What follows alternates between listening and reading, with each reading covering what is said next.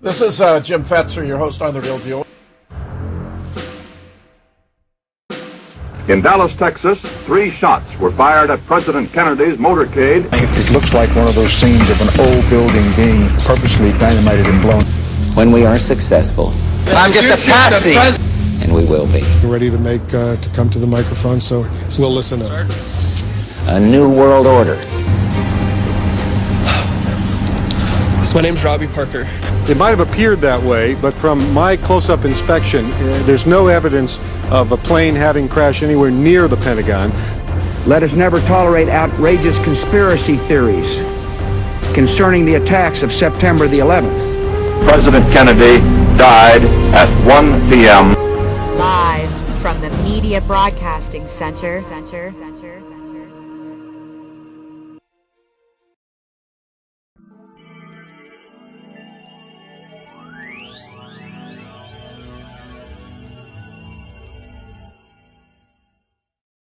Who is also an expert on wound ballistics, Robert Livingston, MD, a PhD in physics, who is also board certified in radiation oncology, which is the treatment of cancer using X-ray therapy, and who therefore was an expert on the interpretation of X-rays, David W. Mantic, MD, PhD, Charles Crenshaw, MD, who was the last physician to observe JFK before he was wrapped in sheets and placed into a large ceremonial bronze-colored casket at Parkland Hospital, and who subsequently was responsible for the medical treatment of his alleged assassin, Lee Oswald, 2 days later. Jack White, a legendary photo analyst and expert on the photographs and films of the assassination, who not only testified before the House Select Committee on Assassinations when it reinvestigated the case in 1977-78, but also served as a consultant to Oliver Stone in producing his film JFK. And John P. Costella, another PhD in physics, this time with an expertise in electromagnetism. He's an expert on the properties of light and the physics of moving objects, and has made major contributions to the study of the film you're viewing now. One of the most important reasons for understanding what happened to our 35th president is that many of the same techniques and methods that were employed to conceal the true causes of his death have been continued to this day to keep the American people from knowing what has actually happened during their own history in relation to major events such as the death of Minnesota Senator Paul Wellstone, and in a more spectacular fashion, the events of 9/11. Today we find ourselves in the anomalous position that a fellow named Hanny Farid, who's a professor of computer science at Dartmouth University, has released a study indicating his research has shown the backyard photographs of Lee Oswald are authentic, when in fact we have known for a long time that they are fakes. I will discuss the grounds for our understanding, but to me it's quite outrageous that a faculty member at Harvard, who happens to have a lab that is funded by the FBI, should be making at this late date in time such contributions, when if he had merely conducted a literature search, which is normally the first step in any academic research program, he would have known better, that there were a multiplicity of indications that there were at least 5 photographs, and that even his own shadow study was hopelessly inadequate, given that the shadow and the face remains exactly the same across 4 different photographs with different positioning of the body. We're also living in a world in which Vincent Bugliosi, a celebrated prosecutor from the Los Angeles area who was successful in convicting Charles Manson of his horrendous crimes, and who was the author of the best-selling true crime book of our time, Helter Skelter, has now released a 1,600-page volume entitled pretentiously Reclaiming History, in which he provides a thinly veiled whitewash of the official Warren Commission report. He is, performing what has sometimes been called, when I was an undergraduate, a snow job, which is very disappointing because he's in fact an extremely talented man. And then we have the manifest absurdity of the President of the United States going to Oslo, Norway to accept a peace prize while he's increasing the commitment of troops to Afghanistan by the tune of 30,000 in a war that we have no business conducting, because our interventions in Iraq and Afghanistan were in violation of international law, the UN Charter, and even the U.S. Constitution. And he does so in the name of 9/11, which tells me that the man is either a sucker or some kind of op, because 9/11 is no justification for these interventions. Even George W. Bush was eventually forced to acknowledge that there was no connection between Saddam Hussein and 9/11.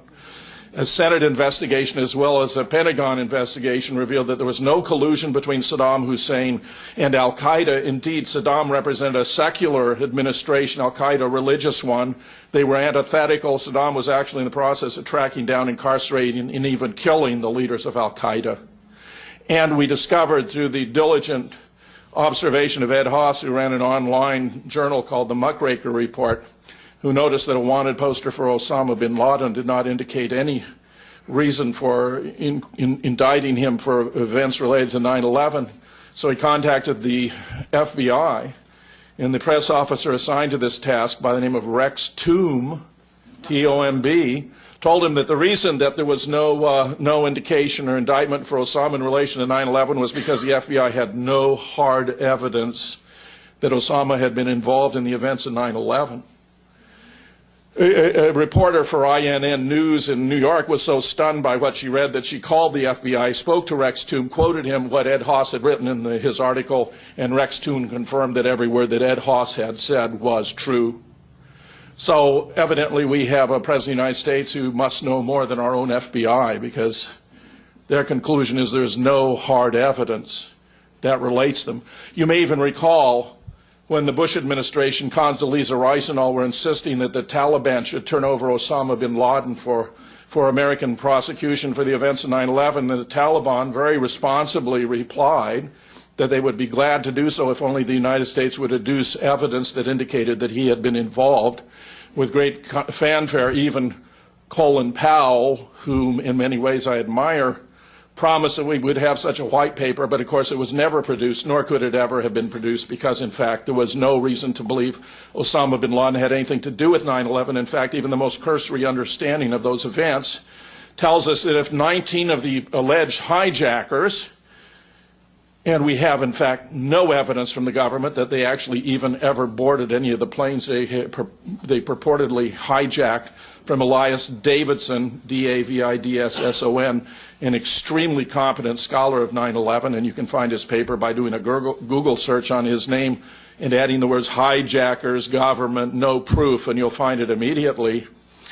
If there were 15 of the 19 ostensive hijackers were from Saudi Arabia and none were from Iraq, then why within 15 minutes was Donald Rumsfeld, our Secretary of Defense, instructing his staff to prepare for an invasion of Iraq? Indeed, the first Secretary of the Treasury in the Bush administration reported that at the very first cabinet meeting, long before 9/11, Bush was already talking about preparing plans to invade Iraq and depose Saddam Hussein. Obviously, something's going on here. Something isn't right. We've been lied to, deceived, and misled. We know in Vietnam it ran to the tune of millions of dead Vietnamese, and some 50,000 American soldiers in Iraq were probably already responsible for the death of 1 million Iraqis. And the count on Americans, I say, is very unclear. It's at least 5,000. It may be many more, and all the claims we hear about troop commitments are nebulous numbers because they don't take into account the use of contractors and mercenaries. Blackwater and company aren't included in the tab. In fact, George Bush ran up the massive expenditures on these private entities so it wouldn't be calculated in the official budget for these invasions, which tells you that we're in a terrible, desperate state, that there's no accountability at the highest levels of our government. And I want to suggest to you that it began with the assassination of JFK. Now, when it comes to video fakery, those guys in 1963 weren't pikers, because what you're looking at is a recreation of the events that actually occurred on 9/11 that was used as the backbone to cover up what actually happened. Notice here the bystanders, they aren't cheering and responding. There's the vehicle. Why aren't they cheering and responding? The reason appears to be when that footage was taken of them in the foreground, the presidential limousine wasn't present. Elsewhere throughout Dallas, you would see the crowds cheering and yelling when the president passed, not here. In addition, if you look carefully, you'll see William Greer, the driver of the limousine, looks back at JFK and remains looking at JFK until his brains are blown out, when he then looks forward and only then accelerates the limousine. Contrary to his testimony, to the Warren Commission, where he alleged that he had hit the accelerator after the second shot, purportedly one that hit John Connally. But in fact, Noel Twyman, who's published a brilliant book that's nearly 900 pages long about the individuals and groups who were involved in the assassination, Bloody Treason, in 1997, hired a professional tennis player to see how fast they could do a head turn to compare it with Greer in the film, and found that the Greer's head is turning twice as fast as is humanly possible, which may not sound like much, but it would turn a 4-minute mile into a 2-minute mile. There are many other anomalies here. Watch the spectacular blowout. You see that kind of blob surge of brains. That was a part of a major, very intricately constructed cover-up to make it appear as though that shot to the head had blown material out the right front of his head. We know that not to be the case, but as I'm going to explain, the altered x-rays to support it. Life magazine had an issue which had a comment saying that the direction in which his brains were blown out to the right front showed the direction from which the bullet had been fired above and behind. We have Zapruder, Abraham Zapruder, who's alleged to have taken this film, though when he testified in New Orleans at the Clay Shaw trial, he said he couldn't remember that this was the film he took. Going on television and talking about a blowout to the right front, which is quite startling, all things considered, since Jack Kennedy's brains were blown out to the left rear, not to the right front. So you have even Abraham Zapruder testifying to an event that never took place, which means that Abraham Zapruder and Life magazine and those who were responsible for the x-rays and those who recreated the Zapruder film were engaged in an intricate cover-up, the details of which I shall elaborate. But even Jackie reported on the way to Parkland Hospital immediately after the assassination, in her testimony to the Warren Commission, that from the front he looked just fine, but she had a terrible time holding his skull and brains together at the back of his head. Well, he would not have looked just fine if, in fact, his brains had been blown out to the right front. And this is one of multiple deceptions that were used to perpetrate a fraud on the American people and to deceive us from learning what actually happened. In fact, what took place in Dealey Plaza that made all this re-editing of the film especially important is that William Greer, right about this vicinity, pulled a limousine to the left into a halt to make sure JFK would be killed. Hitting a moving target is very difficult, even under ideal conditions. They had to bring it to a halt to make sure he would be killed, and during that interval of time, he was hit twice in the head, once from behind.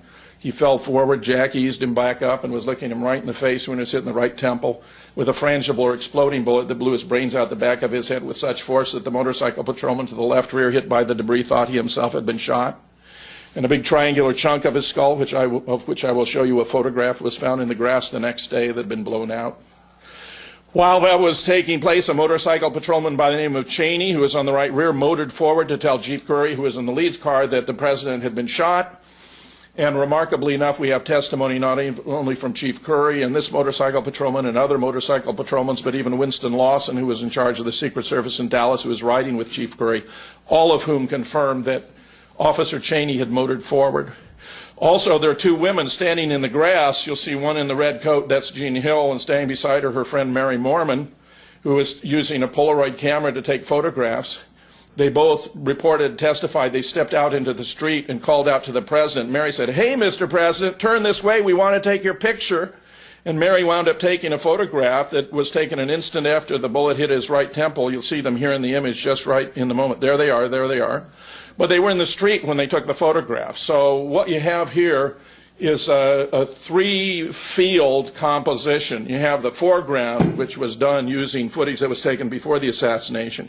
You have the mid-ground, where the activities that are taking place have been altered using the techniques of optical printing and special effects. And you have the background, which was used to create a frame, but where, watching this, you think that's a vast green expanse. If you actually go to Dealey Plaza, you're startled because you've been looking at this vast green expanse, and it's actually relatively contracted and not very expansive at all, leading some of us to believe that the background may have been subjected to a form of magnification to fill up the field. It's also an oddity of this footage that you notice as it gets close to the assassination, the vehicle almost disappears into the foreground. That's very peculiar. What happened to the rest? All the other footage, and there were about 8 different chunks of film that were taken of the motorcade at different parts, though the Zapruder is the most important. And then the Nix film taken from the opposite side, the second most, keep the limousine clearly centered. So why does the limousine suddenly all but disappear down into the foreground? That's very odd indeed. Not only that, but we have a colleague by the name of Rich Della Rosa who's actually seen the unaltered film on 3 different occasions. Don't ask how this should happen. But Rich has told us, and all this is included and published in the 3rd of the 3 books that came from our research, The Great Zapruder Film Hoax, that when the driver brought the car to a halt, he did so in a very abrupt fashion, and it jostled the passengers who were thrown forward.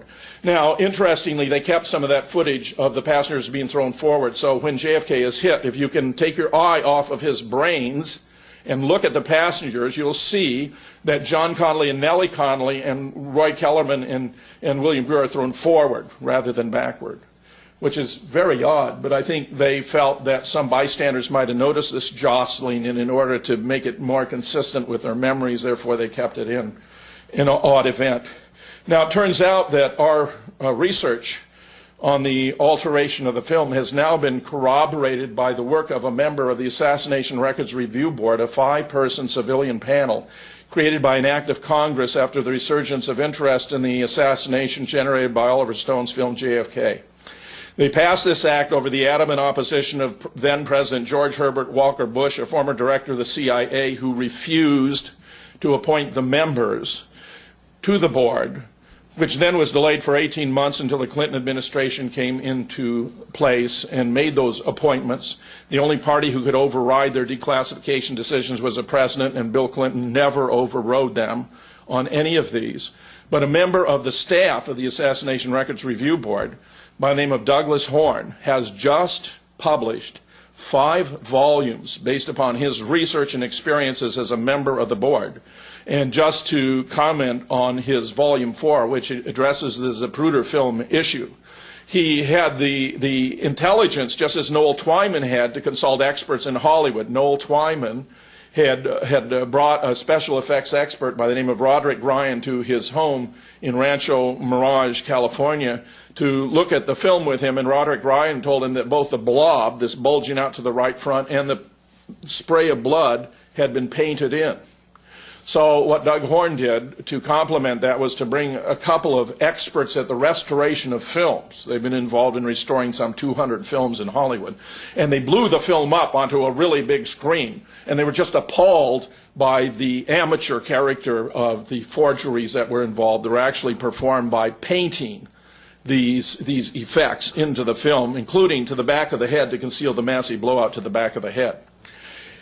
So we have a very powerful source of indication in great detail where a lot of this work appears to have been done at Kodak Laboratories in Rochester, New York. I'll elaborate on that as we proceed, but I just want you to know that there's a tremendous amount of evidence substantiating the observations I'm making here about video fakery. Why did Bush resist appointing someone to this? Well, he's a former director of the CIA, and he was very confident that if, in fact, research were conducted in a competent fashion, it would reveal that the CIA had played a major role in the assassination, as I shall explain. So here we have what is going to turn out to be a very thematic image of JFK and his vice president, Lyndon Johnson. Jack Ruby, who was one of the few involved in the assassination who had a conscience, observed, among other interesting statements, that if Adlai Stevenson, for example, had been JFK's vice president, the assassination would never have taken place. And I'll elaborate for you on why that is undoubtedly the case. The best information we have as to why Lyndon was even on the ticket with JFK is that Lyndon and J. Edgar Hoover, who were extremely tight, used information they had about John Kennedy's romantic liaisons with a large number of women to blackmail him on the ground that if they didn't put Lyndon on the ticket, then they would release this information to the press. And of course, if they had done so, that would have guaranteed that Jack would have lost. So by putting Lyndon on the ticket, it didn't guarantee they would win, but avoided what appeared to be a sure loss. Now, this was an example of the ruthlessness and brutality of Lyndon Johnson, whom I shall subsequently observe as the most fascinating character ever astride the American political scene, because he had so many strengths both for good and for evil. And I shall articulate and elaborate on indications we have that tell us, I think, to a high degree of confidence, in my opinion, beyond any reasonable doubt, his role in the assassination. Now, we've discovered more than 15 indications of Secret Service complicity in setting him up for the hit. Bear that in mind. More than 15 indications of Secret Service complicity in setting the man up for the hit. When the Assassination Records Review Board telegraphed to the Secret Service that they wanted records of their previous presidential protection of the president on motorcades early in the year, not only did they not comply, they destroyed those records. And, of course, for good reason, because if you actually know what the Secret Service did here, it's utterly appalling. For example, 2 agents who normally would have ridden on the back of the limousine or beside the limousine were left at Love Field. Emory Roberts, who was riding in the Secret Service Cadillac, which followed the presidential limousine, called them off. He was in charge of the detail. These were not his only actions that were very odd. For example, when John Reddy, who was on the right running board here, began to respond when the shots first rang out in Dealey Plaza, Emory Roberts called him back and wouldn't let him respond. Reddy was ready. Emory didn't want him to respond. The motorcycle arrangement was quite bizarre. It was cut down to 4, which is a ridiculously small number. If you ever saw Charles de Gaulle do a motorcade in France, for example, there was an arrangement of 30, 60, 100 motorcycles. And the 2 officers who are most important to you are number 8, number 8, Officer Hargis, who was hit with all that debris, and number 9, Officer Cheney, who motored forward after the limousine was brought to a halt. So you had William Greer, the driver, Roy Kellerman, the agent in charge, Nellie Connolly, the wife of Governor John Connolly, Jackie Kennedy, and JFK. There had been a great argument that morning between Lyndon and JFK over who would ride in the presidential limousine. Lyndon wanted Ralph Yarborough, whose liberal Senate nemesis, to ride with JFK. Jack, however, overruled him on the ground that the chief executive of the state should ride with the chief executive of the United States. But I think because Connolly was there rather than Yarborough, and there wasn't any time to notify the shooters that Connolly was in fact wounded during the shooting, and because he was a conservative Democrat like Lyndon, indeed one of Lyndon's closest allies and cronies, it obfuscated political aspects of the assassination that would not have been the case, I think, if the liberal Ralph Yarborough had been the other person who was shot. Notice how the Secret Service did not cover the windows. I mean, this is an absurdity. Look, Jack even had told Jackie that it would be easy for him to be assassinated because someone could do it with a rifle from a building. But the Secret Service knew that the first measure you take is to secure all the windows. You determine who are the occupants, if there was anyone who was a threat to the president who worked in any of those buildings. Absurdly, according to the Secret Service own survey, there was no threat to the life of John F. Kennedy within 100 miles of Dallas, Texas, which is about as ridiculous as it can be, because this was a hotbed of anti-communist activity. They hated JFK. They talked about shooting people like him on the streets when they saw them. And broadcasters in Dallas after the assassination said that a communist had killed John Kennedy because he wasn't turning the country communist fast enough. Notice how the crowds are spilling out to the street. They were 8, 10, 12 deep. The 112th Military Intelligence Unit, which ought to have been distributed through the city for crowd control, was ordered to stand down over the adamant opposition of its commanding officer. Although motorcade routes are standardly fixed months in advance so the Secret Service can investigate all the buildings and occupants, just a few days before, on the 18th, this motorcade route was changed. Instead of proceeding up on Main Street, where you could get onto the Stemmons Freeway or indeed Industrial Boulevard, both of which would have taken you to the location where JFK was to speak, a phone call, which I believe was simulated by John Connolly to the White House with Secret Service agents present, elicited the concurrence of the White House to make a change in the location where he would speak, which was then used as a pretext to take this 90-degree turn from Main Street onto Houston and then a 110-degree turn back onto Elm Street. Elm Street was a one-way street. You could have come up Elm Street and turned here in front of the book depository, but you wouldn't have had to slow down. I'm convinced the reason for this change is that by making this 110-degree turn, you slowed down the vehicle without alarming the occupants. Now, if there had been a lone demented gunman on the 6th floor here, then his best possible shots would have been as the vehicles were coming up Houston toward the book depository, the body, the torso, the head is getting larger and larger. It's an easier and easier shot. As I'll explain, Oswald was a mediocre marksman and his weapon was completely inadequate. But if he had had a halfway decent weapon, those shots from that location wouldn't have been very difficult shots. On the other hand, waiting until after the vehicles turned the corner, were driving away, and he had to fire through a tree. There was a large oak tree here, which was abundant with leaves, which is well portrayed in Oliver Stone's film, was a relatively preposterous undertaking. In fact, there was an internet game called JFK Reloaded, where you had the opportunity of using a far superior weapon with a properly aligned sight. It didn't have a double action trigger. It didn't have a bolt that threw you off the target when you fired it. So you had this superior situation, and you were given the opportunity to try to replicate Lee Oswald's marksmanship, which presumably was 2 hits and 1 miss. Thousands of people attempted with this superior arrangement, and the highest performance in replicating Oswald's feat was a .795 out of 1,000. That means the best they could do was a C+. They didn't even get a B in grading for trying to replicate Oswald's shooting. But of course, as I will explain, Oswald wasn't shooting anyway. So calling it Oswald's shots is a fantasy, but that's a kind of fantasy the government has sold us, not only in this instance, but in others, including 9/11.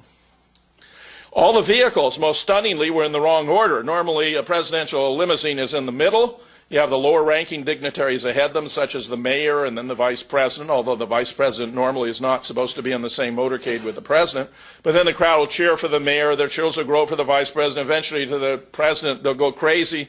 If you put the president in the first limousine, as was done here, then of course they cheer for the president. They might turn away and not even notice the mayor or the vice president were there because they came to see the president.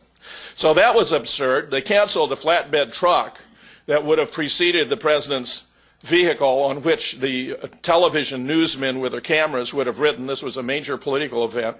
Not only that, but they took the president's military aide, who normally would have ridden in the front seat of the presidential limousine between the driver, William Greer, and the agent in charge, roy Kellerman, and put him in the very last vehicle of the motorcade, along with, guess who, the president's personal physician, Admiral George Berkeley.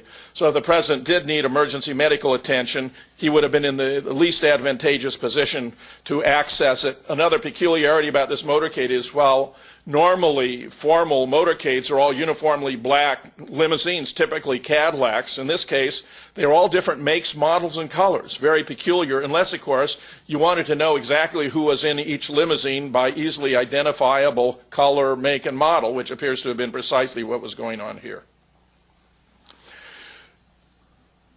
During the assassination itself, as I've already mentioned, William Greer pulled the limousine to a left, well, after bullets had been fired and Jack was hit twice in the head. By the time they got to Parkland Hospital, an agent with a bucket and a sponge began to wash the blood and brains out of the limousine. Obviously, this was destruction of evidence taking place already at Parkland Hospital, when several observers there, including a motorcycle patrolman who actually inserted a pencil through the hole in the windshield, a through-and-through hole in the windshield. They moved the vehicle so that bystanders couldn't notice its features or properties. There was a dent over the chrome strip in the windshield. This is one of at least three misses that took place during the assassination, as I shall explain. Here is the interior of the limousine, though it's rather tidied up. It was sent back to Ford Motor Company already on Monday, the day of the formal state funeral, and it was stripped down to bare metal, and the windshield was replaced, and the entire vehicle was restripped. We have the billing of Ford Motor Company for $1 million for rebuilding the limousine. It was a crime scene on wheels. It belonged in the Smithsonian. Ultimately, it should have been a subject of detailed forensic analysis. The person who would be responsible for having this done would have to be either the head of the Secret Service, by name of Rowley, or the director of the FBI, J. Edgar, or the president, Lyndon Johnson himself. Now, this is after the assassination. If you look at the time clock, you see it's about 2 o'clock at the time, and the assassination took place at 12:30, and it occurred right in this vicinity on Elm Street. You would think that the police might have had the sense to mark it off as a crime scene. Instead, they allowed traffic to proceed through and contaminate the scene immediately. And this is just an indication for you to see how blatant it was, the failure of the police to treat the scene as a crime scene. I should mention, by the way, the only crime that had been committed was murder. There were not then any statutes against the assassination, even of a president or a vice president. When they got to Parkland, JFK was brought into trauma room number 1. When 2 days later Lee Oswald would be brought in, they put him in trauma room number 2. The physicians who were present included Dr. Carrico, Dr. Perry, Malcolm Perry, who actually performed a tracheostomy in a vain effort to resuscitate him, Dr. McClellan, who you'll find later would certify a drawing of the massive blowout to the back of the head. Dr. Kemp Clark was the director of neurosurgery. Here's Dr. Crenshaw identified on this diagram. Here's Dr. Berkeley, the president's personal physician, and Mrs. Kennedy. Obviously, this is a static diagram of a fluid situation because people were moving. The most touching aspect of the entire situation is when Jackie approached Dr. Jenkins, who was the anesthesiologist, and extended her hand, asking if this would help, giving him this chunk of skull and brains that she had picked up off the trunk of the limousine when she climbed out. Jackie knew a great deal about art, literature, music, culture. She knew nothing about neurology, brains, ballistics. Very sad. He was pronounced dead at 1 o'clock, though as I shall explain, he died instantly. Here we have Malcolm Kilduff, the acting press secretary, explain it was a simple matter of a bullet right through the head while pointing to his right temple. This wound, plus another to the throat, would be widely broadcast on radio and television that afternoon, including, for example, on NBC. If you go back and watch their broadcast footage, you'll see Chet Huntley, for example, reporting that there was a wound to the throat and there was also a wound to the head, and later explaining that it was a simple matter of a bullet right through the head, attributed to Admiral George Berkeley, the president's personal physician, that it entered the right temple, so that in the evening, by the time the evening occurred, and the reports were coming in that the assassin had been above and behind, no less a newsman than Frank McGee said, "This is incongruous. How can the man have been shot from in front, from behind?" And of course, that was the basic conundrum that confronted the Warren Commission, which led them to the solution of simply reversing the trajectories of these wounds, as I shall explain. Now, the assassination took place at 12:30. Nevertheless, they put out an all-points bulletin for somebody who looked rather like this man, whose name is Lee Oswald. There must have been, hundreds, even thousands of young men in Dallas who were approximately 5'10" and weighed approximately 165 pounds. But they zeroed in on him when a shoe salesman near the Texas Theater reported that this man had entered the theater without buying a ticket.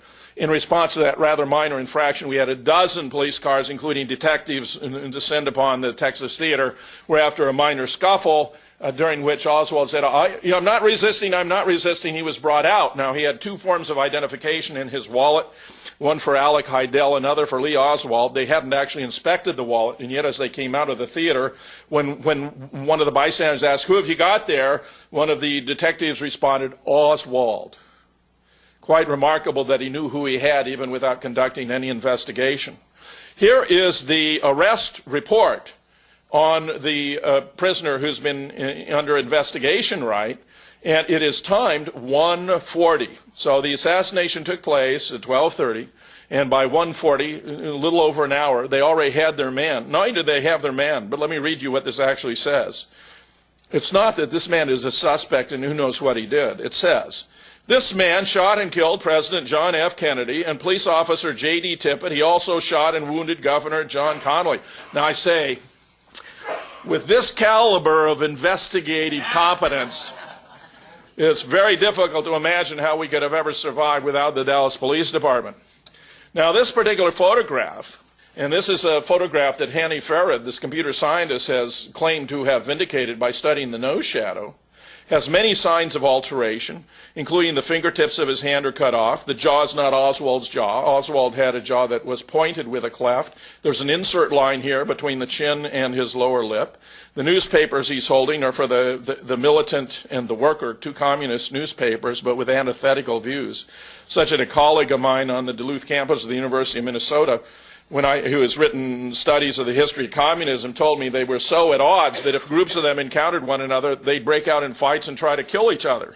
So this is very odd that he had this, the Mannlicher Carcano. There turned out to be 4 different versions of this. The face is exactly the same in all 4 versions, which is, of course, most peculiar. And when Lee Oswald was shown one of these photographs by homicide detective Will Fritz, who was in charge of the investigation, he told him that was his face pasted on somebody else's body. He knew something about photography, and with time he'd be able to prove it. Well, he was absolutely right. With time, we have proven it. Even if an FBI stooge who happens to have a tenured position at Dartmouth wants to make a claim to the contrary. Now, here you have the official account of the assassination, 3 shots fired from the 6th window. By the afternoon of the assassination, the Secret Service and the FBI had both concluded there had been 3 shots with 3 hits, that Jack had been hit in the back, about 5.5 inches below the collar, that Connolly had been hit in the back, and then Jack had been hit in the back of the head. That was their conclusion on the day of the assassination, which, to the best of my knowledge, they have never revised.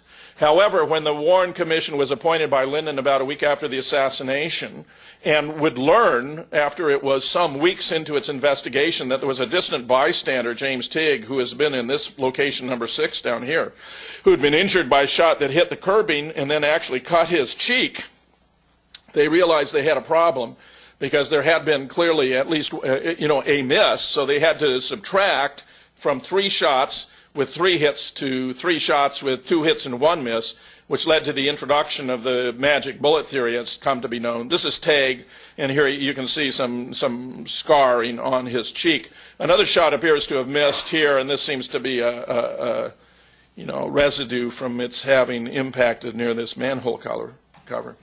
The magic bullet theory that was the product of the fertile imagination of Orland Spector, then a junior senator, claims that a bullet entered the base of the back of the neck, traversed the neck without hitting any bony structures, came out the throat just above the tie, went in the back of John Connolly, shattered a rib, exited his chest, went into his right wrist, and wound up in his left thigh. This is not only preposterous on its face, but notice this diagram, which comes from Gerald Posner's book, Case Closed, which was just an easy version of the Warren Commission report. Doesn't even have the bullet entering at the right place. Notice that's not the base of the back of the neck. That's somewhere down on the jacket. And, of course, you'll understand why Posner would shade his efforts that way as I proceed through the evidence. Now, here's one of the official Warren Commission diagrams. The artist, the Navy artist who drew these, was not allowed to see the body. Purportedly, of the 2 wounds, here's this one at the base of the back of the neck and this other that entered the back of his head and then blew out the brains to the top or to the right front, as it's shown. These aren't completely consistent because, of course, they're fabricating and trying to make it come out right, which they're never quite able to do. They all shoot toward over the trunk of the car. They didn't go in the front. The brains, his head. Well, I'll talk about that. They cleaned up the brains in the car and cleaned them off in the Zapruder film. They cleaned the brains all off the trunk. In fact, we have Secret Service agents who, when they saw JFK's brains all over the trunk, got nauseated. Vincent Palomaro, who's a leading expert on the Secret Service, interviewed them. So here you have even Doonesbury getting into the act. What do we got? We got one guy, 3 shots. He's kind of lucky. Or do we have this very complicated multiple assassin scenario, many shooters, all kinds of odd figures involved here. So he says, which one? You make up your mind, which one is right. But, you prefer a simpler theory only if it's adequate to account for the evidence. I've already shown you evidence for which a simpler theory cannot account, such as the dent in the chrome on the windshield. So if it can't account for all the evidence, a simpler theory isn't worth a hoot. It's been refuted by the evidence. So you have 2 versions that are closely official. You have the 3-shot Warren Commission, and then when the House Select Committee reinvestigated, it decided, based on disputed acoustical evidence that actually appears to be quite good and wasn't fully developed, that there had been a 4th shot from the grassy knoll, but that had missed. There are many alternative accounts, however: 6 Seconds in Dallas, Farewell America, Computers and Automation, Cover-Up, JFK, The Case for Conspiracy, High Treason, The Killing of a President. What I present here will show you that the 8, 9, or 10-shot scenario is closer to the truth, so that I will explain all of that. Here you have a nice representation, then, again by the same Navy artist, of the purported magic bullet, where it's supposed to have entered at the back of the base of the neck, traversed the neck without hitting any bony structures, and exited the throat. However, when we look at the evidence, we get a different impression. Here's a jacket JFK was wearing. It has a hole about 5.5 inches below the collar to the right of the spinal column. Here's the shirt JFK was wearing. It has a hole about 5.5 inches below the collar to the right of the spinal column. Here is the official diagram by J. Thornton Boswell, who assisted James Humes at Bethesda Naval Hospital in conducting the autopsy. Neither of them had ever performed an autopsy on a gunshot victim before. Right here you see in Boswell's diagram diagram, there's a wound to the back about the same location, 5.5 inches down below the collar. And here, you notice the same diagram with the same wound is verified by Admiral George Berkeley, the president's personal physician. Here we have an FBI diagram. This is by a fellow named James Siebert, who with Frank O'Neill was actually a witness to the autopsy. And his diagram shows that the wound to the back was lower than the wound to the throat. So it's very odd that you could have a bullet fired from above and behind, go down a lower location, and yet come out at the level of the throat. Here you have the president's personal physician's own death certificate. Admiral Berkeley executed a death certificate saying he was killed by a shot to the head, but observing there was a second wound to the back, the posterior back, at about the level of the third thoracic vertebrae. So here you have a physician who well knows how to give an accurate medical description of the wounds. So where is the third thoracic vertebrae? Well, guess what? It's about 5.5 inches below the collar to the right of the spinal column. Some apologists for the commission have claimed, well, the reason the holes are in the shirt and the jacket in the wrong place is because they were bunched up. So, you know, actually, while the wound was higher, the holes would look lower just because they were bunched up. Well, this is absurd on multiple counts, including the fact that JFK was a wealthy man who wore custom-tailored shirts and jackets. They don't bunch up. Plus, of course, even if you had a claim that the shirt and jacket had bunched up, that wouldn't account for why you have the mark on the autopsy diagram that corresponds to the location on the shirt and the jacket, nor why the FBI diagram would corroborate it, nor why the president's own personal physician's death certificate would give an exact location that wouldn't correspond to the bunched-up hypothesis. So it's very clear that while some of these efforts persist to this very day, that they appear to have no basis when you scrutinize the evidence. Indeed, even the Warren Commission staff believed that Jack had been hit down at the base, below the base of the back of the neck. Here you see a reenactment using, interestingly, the Secret Service Cadillac, where you see a large patch for the wound to the back and a much smaller one at the back of the head. This is my favorite photograph from the history of the assassination. You see the young Arlen Specter holding a pointer that shows the trajectory the magic bullet would have had to take if that hypothesis were true. And yet below his hand, you can see by quite a few inches, there's the patch on the stand-in where the bullet actually entered, which means that a photograph intended to illustrate the magic bullet hypothesis actually refutes it. It's stunning. You might think that the Warren Commission staff was the only personnel in the United States who didn't know that JFK was riding in a Lincoln limousine when he was assassinated, but by performing their reenactment in the Cadillac, which has different dimensions, different distance of seats from the ground and so forth, different distributions of passengers and so forth, you completely destroy any forensic significance of reconstructions. And that appears to have been a principal motive of the pseudo-investigation, to make sure that no one would ever be punished for any involvement in the assassination of President John F. Kennedy. Now, when the Assassination Record Review Board began releasing its documents and records, they released one of great interest to us that showed that Gerald Ford, who was then a junior commission member as a representative from Michigan, had the description of the wound to the back changed from his uppermost back, which was already an exaggeration, to the base of the back of the neck to make the magic bullet theory more plausible. When Gerald Ford was questioned about this after these records were released, he confirmed that he had done that. He said, however, it wasn't in the furtherance of any conspiracy theory, which is, of course, his typical maluse of language, because no one's talking about a theory here, talking about a conspiracy to cover it up, not a theory about it. But that he'd done it for the sake of historical accuracy, except what he was introducing was a major falsification of the medical record.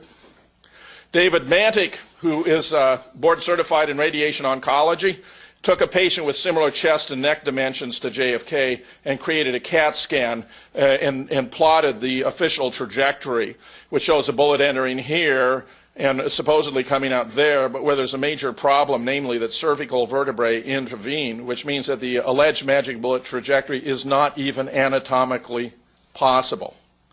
So, we're not only told a theory about the magic bullet that's false and provably false, it's not even anatomically possible.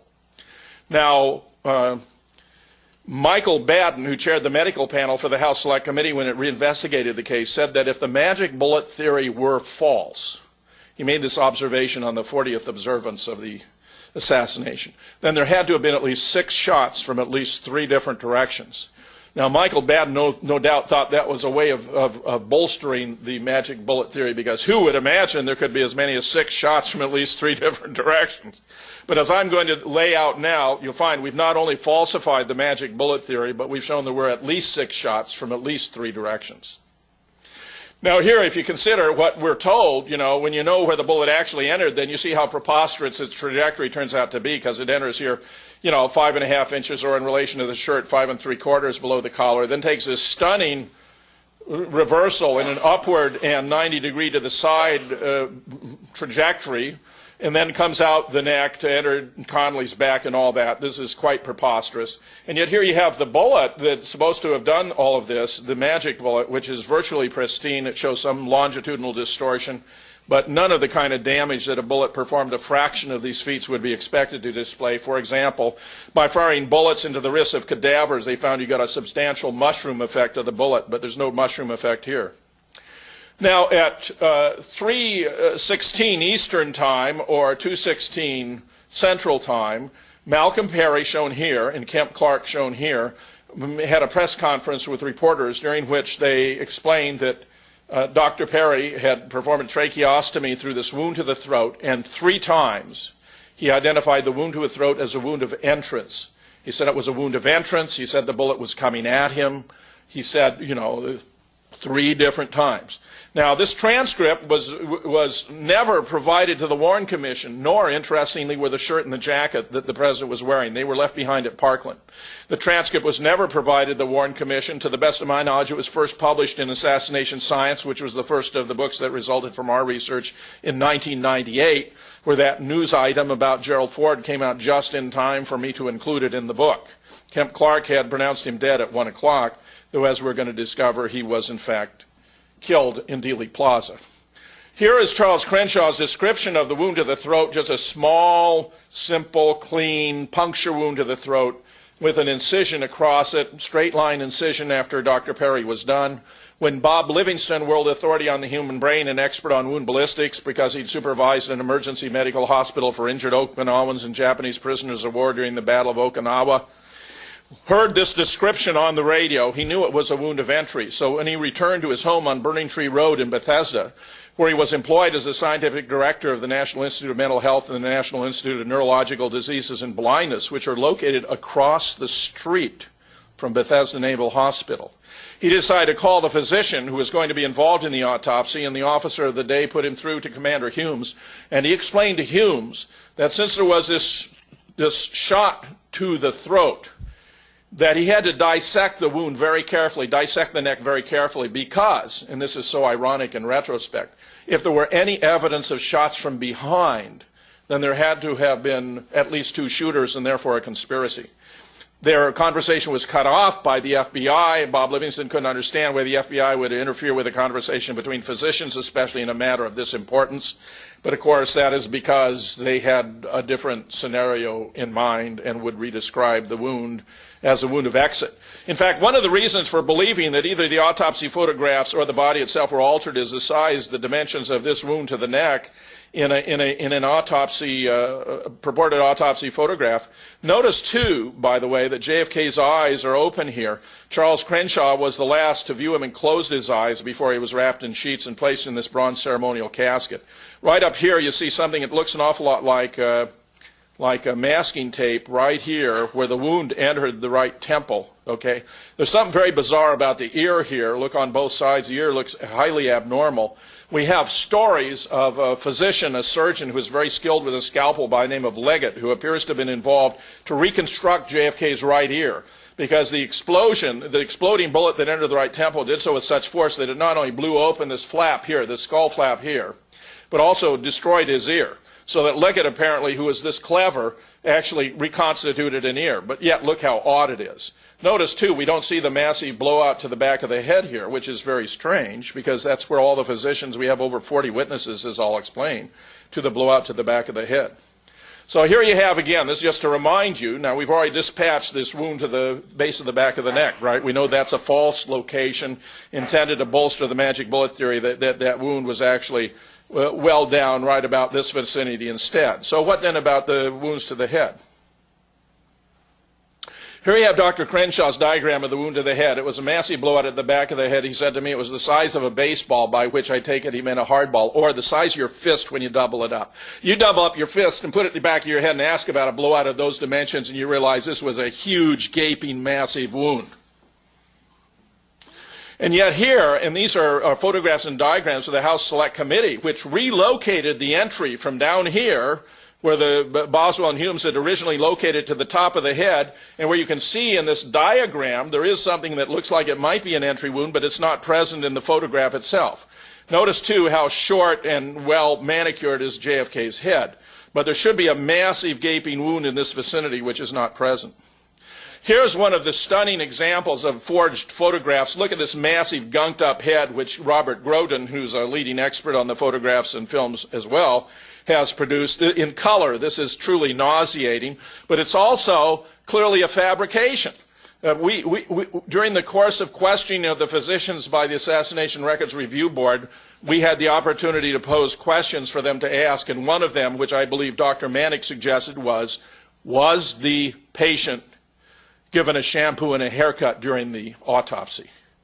And of course that's an absurd idea, and Humes replied, no, no, no, no, no, but look at this here, and look at that there. How can those possibly be the same patient during the same autopsy, unless something fantastic like that occurred? In fact, these are clearly fabricated photographs that have been, used to obfuscate the record. Here's a diagram of the blowout to the back of the head that Dr. McClellan authenticated, and which looks a great deal like what it appeared to be. There are witnesses right there in Dealey Plaza: Beverly Oliver, Phil Willis and his wife Marilyn, Ed Hoffman, a deaf mute who is up behind the triple underpass, who saw one of the shooters. The physicians at Parkland were uniformed: McClellan, Peters, Saylor, Carrico, Delaney, Crenshaw, Jones, Nurse Aubrey Bell.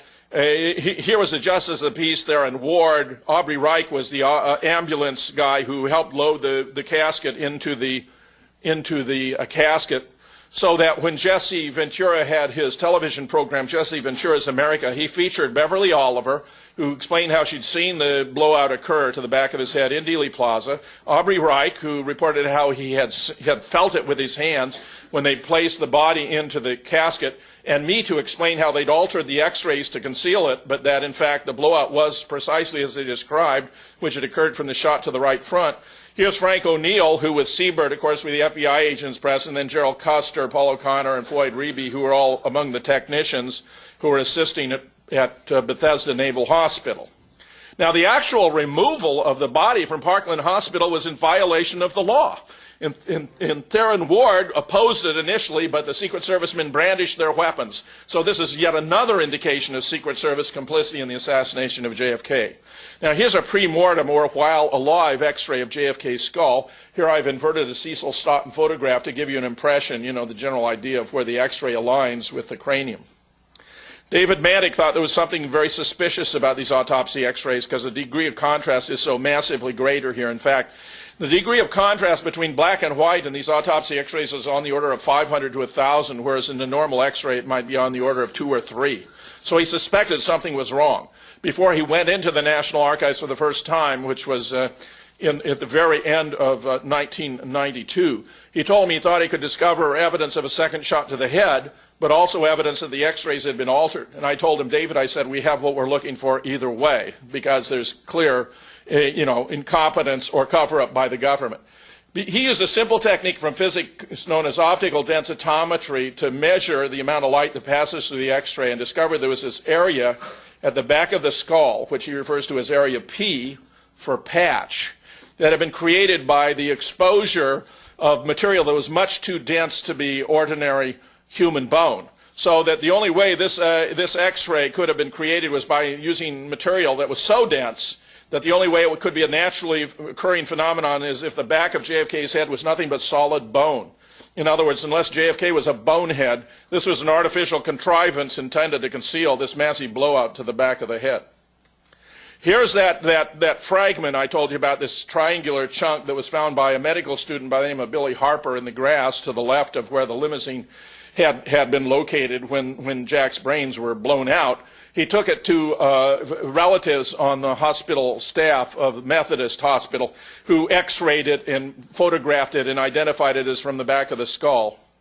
Now, it had occurred to me that, in fact, those who were reconstructing the film were paying so much attention to the frames 3, 13, 14, 15, 16 at the vicinity of the blowout to the head that they might have overlooked that the back of his skull might be visible in later frames. And in frame 374, I found you can actually see the blowout to the back of JFK's head, which resembles almost exactly the diagram that David Mantic had uncovered.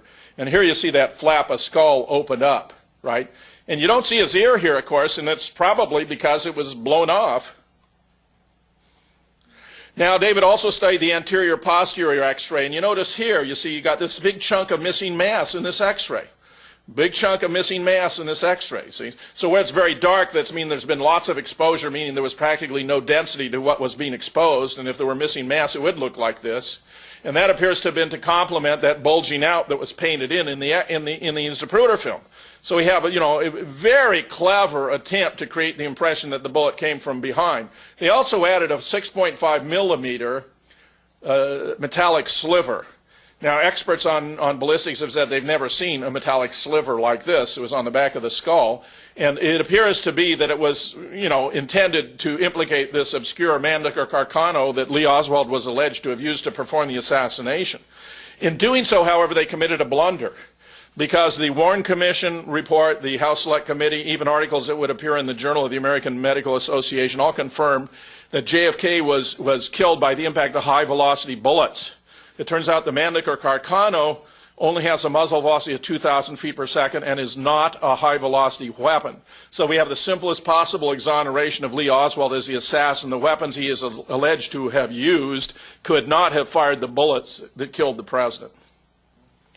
David did find additional indications of a second shot in a distribution of metallic particles. This is from a shot that entered the right temple and were distributed in accordance with the laws of physics, where the heavier particles traveled further than the less heavy particles, which is indicative of the shot that entered the right temple, the explosive, frangible bullet that blew his brains out the back of his head, which had already been weakened by another shot to the back of the head. The physicians had found a piece of bone that had beveling on the interior, which is indicative of a shot having come from the outside to the inside. So there were those two shots to the head that Jack endured during that brief interval when the vehicle was brought to a halt. Now, Robert B. Livingston, world authority on the human brain, has observed that we have two principal kinds of brain tissue involved here. One is cerebellar, from the small compact part of the brain at the base, and the other is cerebral. Now, if they're blown out, they'd look quite different. Cerebellar would have kind of a reddish, granular, hamburger-like cast, whereas cerebral would be more grayish and maggoty-like. So it's a kind of difference that even a first-year medical student couldn't mistake.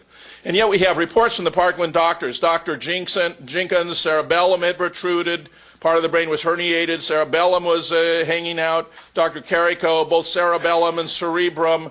Dr. Perry, some cerebellum was shown. Dr. McClellan, cerebellar tissue had been blasted out as well as cerebral. Baxter, cerebellum was present. Dr. Kemp Clark, cerebral and cerebellar tissue were dangling and exposed. And what's fascinating about that is that the diagrams shown in photographs and drawings in the National Archive show an intact cerebellum.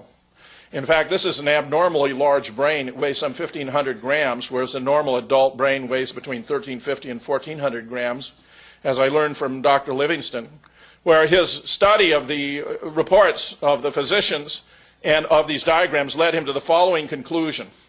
It simply cannot be true that the cerebellum could have been seen extruding from the occipital parietal wound by several experienced and thoroughly competent physicians, and for the same brain to be seen in superior and lateral photographs and depicted in a drawing, superior view, showing the cerebellum as being apparently intact. A conclusion is obligatorily forced that the photographs and drawings of the brain in the National Archives are those of some brain other than that of John Fitzgerald Kennedy. Now, it turns out that Douglas Horn, whom I have mentioned already as the senior military analyst, had already discovered that there had been two separate supplemental autopsy exams of a brain, one done the same day the vehicle was reconstructed, the other about a week later, and it appears that in this interval the substitution of brains was effectuated. Here you have now the mortician who prepared the body for the funeral, who is giving a report during a phone interview to an independent investigator by the name of Joe West on May 26, 1992, describing the wounds. Large gaping hole in back of head patched by stretching piece of rubber over it. Thinks the skull was full of plaster of Paris. Smaller wound in right temple, crescent-shaped flap down. That's that flap of skull that I explained was blown out. Approximately 2 small shrapnel wounds in the face packed with wax. I'll return to them. Wound in back, 5 to 6 inches below shoulder to the right of the backbone. Adrenaline gland and brain removed, other organs removed and then put back. No swelling or discoloration to the face. Died instantly.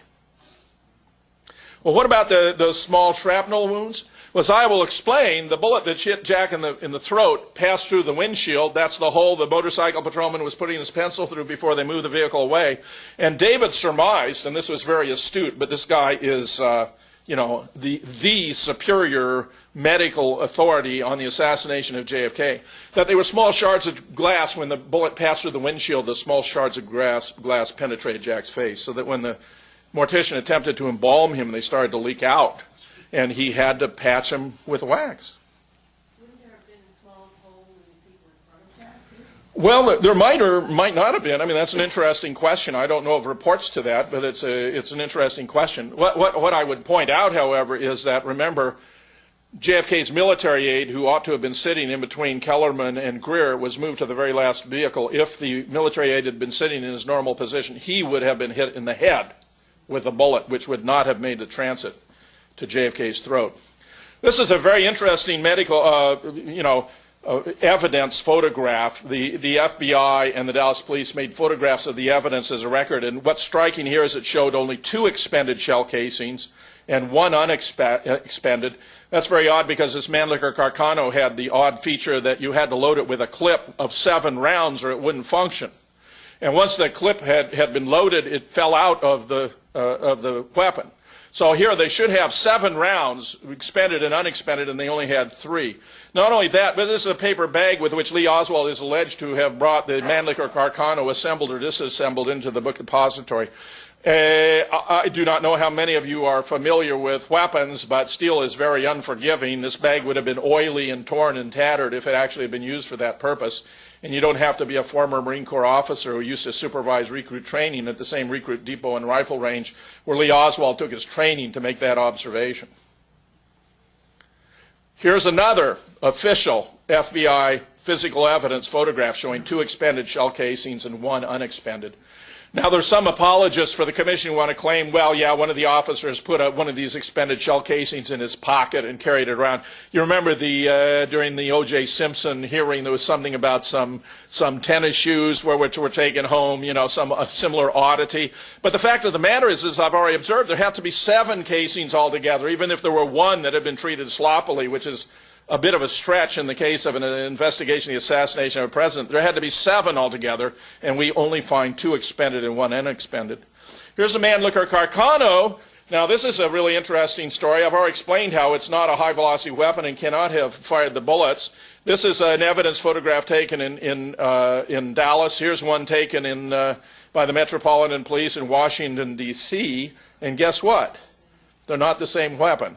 So if you compare the relative location of the scope, the trigger housing, and all that, the one even has this elaborate strap, which the other is lacking. So what's going on here? Notice the scope. The same relative positions of the same relative parts should be in the same location, and they aren't. The scope's too far back here on the bottom, doesn't extend far enough forward, the strap, other features, they aren't the same. And in fact, here's a Lieutenant Day who's carrying a weapon from the building, purportedly it's just been found. And it does have what looks like a clip in it, except that, as I said, the clip should have fallen out, so it shouldn't be present. So I introduced, Lieutenant Day's weapon into the mix, and guess what? It doesn't align either. So there appear to have been at least 3 different Mannlicher Carcanos that have been palmed off as the assassination weapon. And notice in this case, Even the strap doesn't look the same as the strap on. We don't even have a strap here. I mean, this is really rather blatant stuff. Now they conducted a nitrate test on Lee Oswald, and they found he tested positive for nitrates on his hand, but negative on his cheek. Now he'd fired a rifle or carbine, he'd be positive on his cheek. And what's interesting about this is, while some apologists want to say, but he washed it off his face, he couldn't wash it off his face without also washing it off his hands. So the fact that it wasn't on his cheek but was on his hands is doubly exculpatory, including the fact that he worked in a book depository, and nitrates are used in ink that is used in the printing of books, and since that's where he worked, it's extremely unsurprising that he would have nitrates which were not incriminating on his hand. You had a question? You stated that the clip should have fallen out.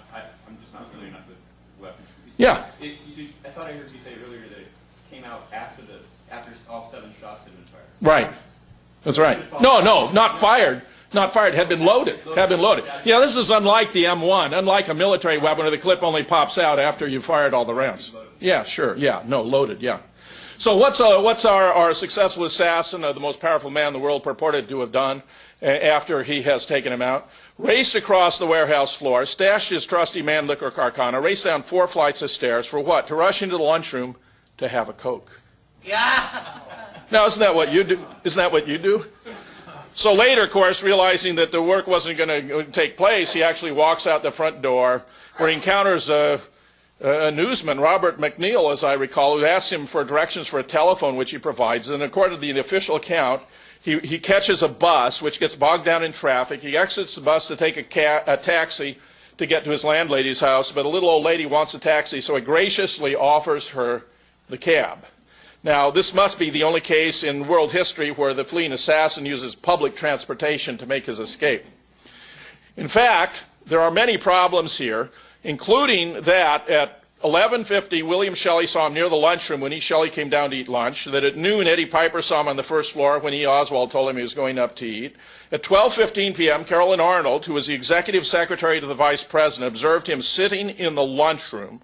At 12:25, she saw him again, but on the first floor near the front door. Now, the assassination took place at 12:30, and a motorcycle patrolman by the name of Marion Baker confronted him in the lunchroom, where the officer drew his revolver and held Oswald in his sights within 90 seconds of the assassination. So all that fancy footwork Oswald is supposed to have done is supposed to have taken place within 90 seconds. But now, and just to render the official account all the more incredible, Robert Groden has announced that he has an additional witness who at 12:30 was providing change for Oswald to get that Coke out of the machine. Her name appears to be Geneva Hine. She has been in fear of her life and asked that he not release this information until she was deceased, which is now the case, and I'm quite sure he has her on tape. So we even have a woman at the very time Oswald was inside the building getting change for his Coke when they heard what they described as firecrackers. Now, he's supposed to have gone home on that cab and got out away and then walked up to his landlady's house, changed his jacket, and got his revolver. And walked up to the Texas Theater, which he could have done if he'd gone straight forward on this route I'm showing here. This would take you over to the Texas Theater. But according to the Warren Commission, he made a detour. He turned left here and went way out of his way, where he had an encounter with a police officer by the name of Tippett. Now, it's interesting that his landlady said that a police vehicle, while Oswald was in the room changing his jacket, pulled up in front of the house and honked several times, which appears to have been a signal. But allegedly, he went over to shoot this police officer. Remember that arrest record said he also shot and killed police officer J.D. Tippett? Well, there are a lot of interesting aspects to this, which Robert Groden, in his book, The Search for Lee Harvey Oswald, has beautifully illustrated, which is the following. There were 4 shell casings found at the scene. The officer was shot 3 times in the torso and once in the head, interestingly in the right temple. But of the 4 shell casings, there were 2 different manufacturers, 2 of Western and 2 of Remington Rand. And they were automatic cartridges, meaning they had automatically been ejected from the weapon or weapons. Aquila Clemens, a woman across the street, said there were 2 men who shot the officer. Neither of them resembled Oswald. The first officer on the scene took those rounds and initialed them. Subsequently, there would be a substitution in the record because Oswald had a revolver. He didn't have an automatic. So Oswald's rounds wouldn't have automatically been ejected. Plus, the size of the shell casings is quite different for a revolver and an automatic.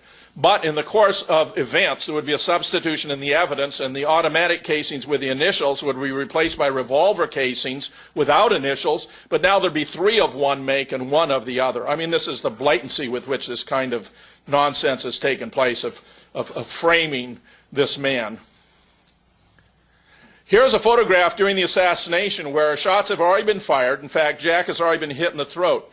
If you look carefully, this is a very famous photograph by an AP photographer by the name of Ike Alchins. You can actually see the through-and-through hole. There's a small white spiral nebulae right here where JFK's left ear would be visible if it weren't present, and there's a dark hole in the center. Then in the background you see what some have thought might be Lee Oswald. Actually, we know now he was in fact in the lunchroom, as I've explained, but he had a co-worker by the name of Billy Lovelady who looked a great deal like him. Here is a window in the closet of a uranium mining operation that was a CIA front from which 3 shots appear to have been fired. I believe these were the only shots fired with an unsilenced weapon, and that they were fired with a Mannlicher Carcano, which accounts for the fact that we got 1 hit to the back of the head and 2 misses, the one that injured the distant bystander and the other that hit the chrome strip. And then you see while Jack's security detail is unresponsive, Lyndon's security detail is already alert and in action to protect the Vice President of the United States. Now here's that windshield again. You can see quite clearly that white spiral nebulae with the dark hole in the center. Yet this is what a windshield that the Secret Service would later produce. Now remember, the vehicle was taken back and completely rebuilt. We've even found the official who replaced the windshield, confirmed the through-and-through hole in the windshield. And it was a clean windshield when it came out of Ford. So what happened is that the Secret Service had obtained additional windshields, they claimed for target practice, Bob Livingston had heard about this, in order to create a mock-up, a simulated shot from the rear with cracks. But this crack windshield is completely different in its characteristics from the windshield with a through-and-through hole in it, which shows the extent to which the Secret Service was willing to go to conceal the true causes of death. So we have Jack having been hit 4 times. He was hit in the throat by a shot that appears to have been fired from an above-ground sewer opening at the Triple Underpass. He was hit in the back by a shot that appears to have been fired from the County Records Building, that 5.5 inches down below the collar. Shallow shot, only went in about as far as the second knuckle on your little finger at a 45 to 60 degree downward angle. And then while the vehicle was stopped, he was hit in the back of the head by a shot from the Daltex, that window I showed you, and then from this above-ground sewer opening at the north end of the sewer of the Triple Underpass. So here's the whole scenario. I mean, it was quite a shooting match. We have an officer who appears to be by the name of Harry Weatherford, a sheriff's deputy, who was stationed on top of the building with a high-powered rifle and a scope. It was a 30-06. It wasn't a Mannlicher Carcano, but it appears as though he used the 30-06 to fire the 6.5 Mannlicher Carcano using what's called a sabot, a small plastic collar that enables you to fire a lower caliber bullet from a higher caliber weapon. And it may be because it was using that sabot that it was such a shallow penetration. Now, it's an interesting story here that Jim Mars told me just the other day during an interview about how the sabot had been found by a Minuteman in Dealey Plaza who'd given it to the head of the Minutemen, who was subsequently subjected to an FBI raid, and they took all of his stuff, and when it was finally returned, the only thing that was missing was the sabot. Plus, in addition, that a cartridge from a 30-06 was found on the roof. Then the 3 shots were fired from the Daltex, the one that missed and injured the distant bystander. See how that's a perfect straight trajectory? Then the other that missed and hit the chrome strip, and then the other that hit Jack in the back of the head. I'll identify that shooter, who was an anti-Castro Cuban, in a moment. Then from the opposite side of the Daltex, no shots were fired from the alleged assassin's lair, but from the opposite side, as many as 3 shots were fired by who may have been Frank Sturgis, who was a CIA involved in anti-Castro activities, that hit Conley. What's most interesting about the Conley shots is the following, to wit, that Conley said he turned to his right to see what was going on, couldn't see, so he turned around to the left, and that's when he felt this doubling up in his chest. Well, turning around to his left, feeling the doubling up, meant the shot came from the side. So we not only have Jack hit from the front and from the rear, but we have Conley hit from the side. And if you were just to take the 4 shots that Jack suffered, the 1 shot that missed and 1 shot in Conley, you'd have got 6 shots. So that we have not only shown that the magic bullet theory is false, but that there were at least 6 shots fired from at least 3 different directions. Then you have a shot here from the grassy knoll area, and I believe this was fired by a Dallas policeman who was also working for the CIA by the name of Roscoe White. And then we have 2 shots here. This was the shot from the south end of the triple underpass, one of the first shots that passed through the windshield and hit JFK in the throat. I believe this shot was fired by Malcolm Mack Wallace, who was a hitman for Lyndon. He killed as many as 11 people, including one of Lyndon's own sisters for Lyndon Johnson. Madeline Duncan Brown, one of the 2 persons close to the assassination I got to know personally, I had over 100 conversations with Madeline, was mistress of Lyndon. They began an affair in 1948. She bore him a son, Stephen, in 1950, not his only child out of wedlock, but his only male offspring. And she told me, because she was herself a trap and game shooter, that the 2 weeks for the assassination out there at the Skeet Club, Malcolm Mack Wallace was there every day practicing, and he never missed. He was a phenomenal shot. I believe that shot was fired by him. And then there's a fellow by the name of Lewis, who is an expert in the Air Force, who I believe fired the shot that hit JFK in the right temple. This fellow went to work for the dealership, the car dealership that provided all the vehicles for the motorcade just a week before the assassination. The day of the assassination, he turned up back there, nauseated and all covered with mud, apparently having had to make his escape through these sewer tunnels beneath and what this means is, if I'm right, is you had some shots fired by, Lyndon's personal, you had a military expert, you had a Dallas policeman, you had a Dallas deputy sheriff, you had a CIA guy, and then you had an anti-Castro Cuban. So, each of them were entering into kind of a blood oath by putting up one of their own shooters. Lyndon was a really hands-on guy, okay? We know from Billy Saul Estes, for example, who published a book about it, that Lyndon sent his chief administrative assistant, Cliff Carter, down to Dallas to make sure all the details, all the arrangements were in place for the assassination. After the assassination, these 3 persons were found in a railway car behind the parking lot, behind the grassy knoll, which was used by the Dallas Police Department. The first is a fellow by the name of Charles Rogers. A book has been published about him called The Man on the Grassy Knoll. Apparently, he was living with his parents, and they apparently became suspicious that he might have been involved in the assassination. So he murdered them, dismembered them, and was flushing them down the toilet piece by piece. When the police raided the house, he made his escape. They didn't catch him, but he appears to be a nasty piece of work. The second guy here, the tallest of the 3, Charles Harrelson, the father of the actor Woody Harrelson. Charles Harrelson is doing a life term for the assassination of a federal judge with a high-powered rifle, a very rare event in American history, but very like the assassination. And the third of the 3 is a fellow by the name of Chauncey Holt, who I got to know. Chauncey had an unusual history. He was from a circus family, trapeze artist. He was an expert shot. He at one point ran a school for assassins. He had several contracts put out on him, but the other fellow, shall we say, did not prevail. At one point, Chauncey Holt was the accountant for Meyer Lansky. Now, if you know anything about the history of the mob, you understand Meyer Lansky was the brains that organized the modern Cosa Nostra, and Chauncey impressed Meyer during a conversation about mathematics, where we're talking about division by 0, and Meyer said, well, of course, division by 0 means 0, and Chauncey corrected me and said, well, no, actually, it's infinity because there are infinitely many nothings in something. And Meyer was so impressed with Chauncey, for that and other reasons, that he, made him his accountant. Chauncey was also a painter, a forger, a counterfeiter. He told me about his work for the CIA.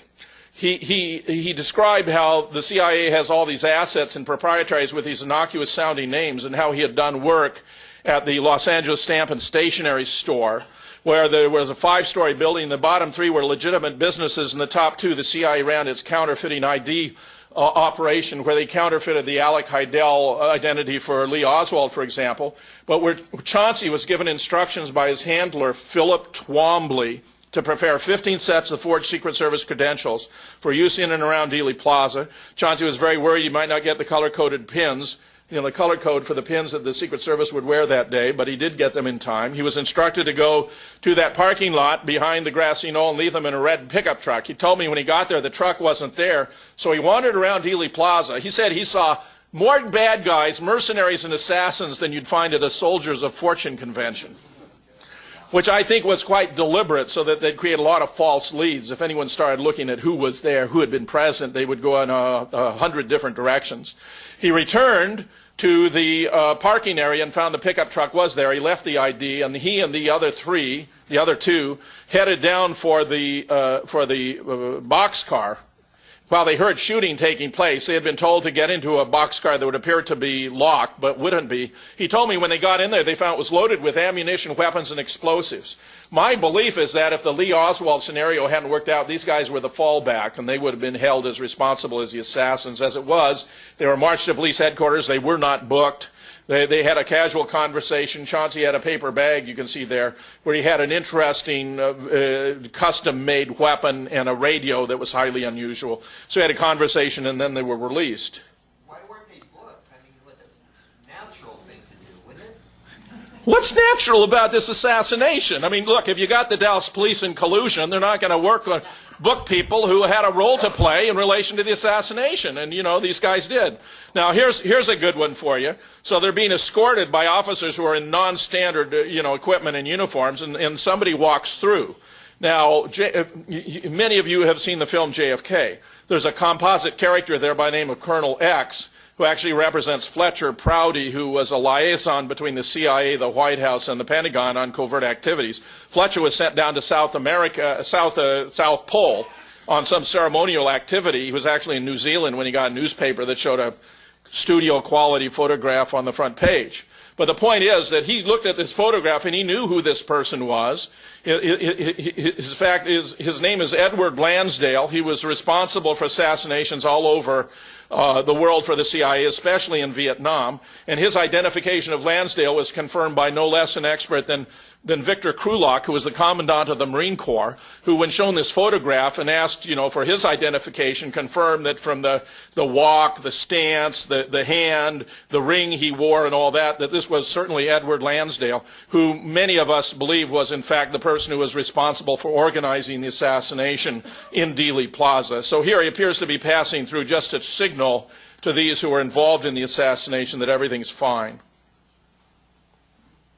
Now, here's that image in Life magazine, and let me read you the note 6. The direction from which this shot came was established by this picture taken in the instant the bullet struck the rear of the president's head and passing through caused the front part of his skull to explode forward. Now, you see how clever this is. What's fascinating about this caption is that they broke the plate for this page twice. I guarantee you this has never happened in the history of publishing before or since. They broke the plate twice so that they could refine this caption to make it just right to complement the X-ray deception and the Zapruder film deception. Now here are the frames 3, 13, 14, 15, 16. David Lifton, who wrote the brilliant book Best Evidence, published in 1980, which is a meticulous study about the medical evidence and was from which I learned more than any other source when I became serious about the assassination. Notice that when these frames, where you get that back into the left effect, were published in the supporting volumes for the Warren Commission, they were in the wrong order. So that if you publish them in the wrong order, 313, 315, 314, 316, then it greatly mitigates that back into the left effect. David Mantic believes that it was not a part of the actual sequence of events in Dealey Plaza. No witness testified to seeing the back and to the left. And my inference is, and anyone who has military experience will understand what I'm saying when I say this, somebody didn't get the word. Okay, it was supposed to be published in this sequence. Hoover tried to get away with correcting the sequence when they published the volume, but David Lifton caught him, had his girlfriend write to Hoover, and amazingly enough, Hoover wrote back and confirmed that the frames were published in the wrong order. Now, this is very interesting because if you're following the properties of light and so forth are such, if you're following the limo and it's going to be precise, then background features are going to be blurred, as you see here. So if you're following the limo, then you get this, the limo is fairly sharp, but the features are blurred. In this frame, however, if you're following the limo, how can you have sharp features in the background? The only way that's possible is if the limousine is stationary, not moving. So here you have Mary Mormon and Jean Hill, who are taking their photograph, and as I explained, they stepped out into the street. Jean, who was the more aggressive of the two in a red coat, called out, "Mr. President, you look over here, we want to take your picture," right? And Mary took the photograph, which I'll show you. Here it is. This was taken just a fraction of an instant after Jack was hit in the right temple. A part of his skull is right there on his shoulder.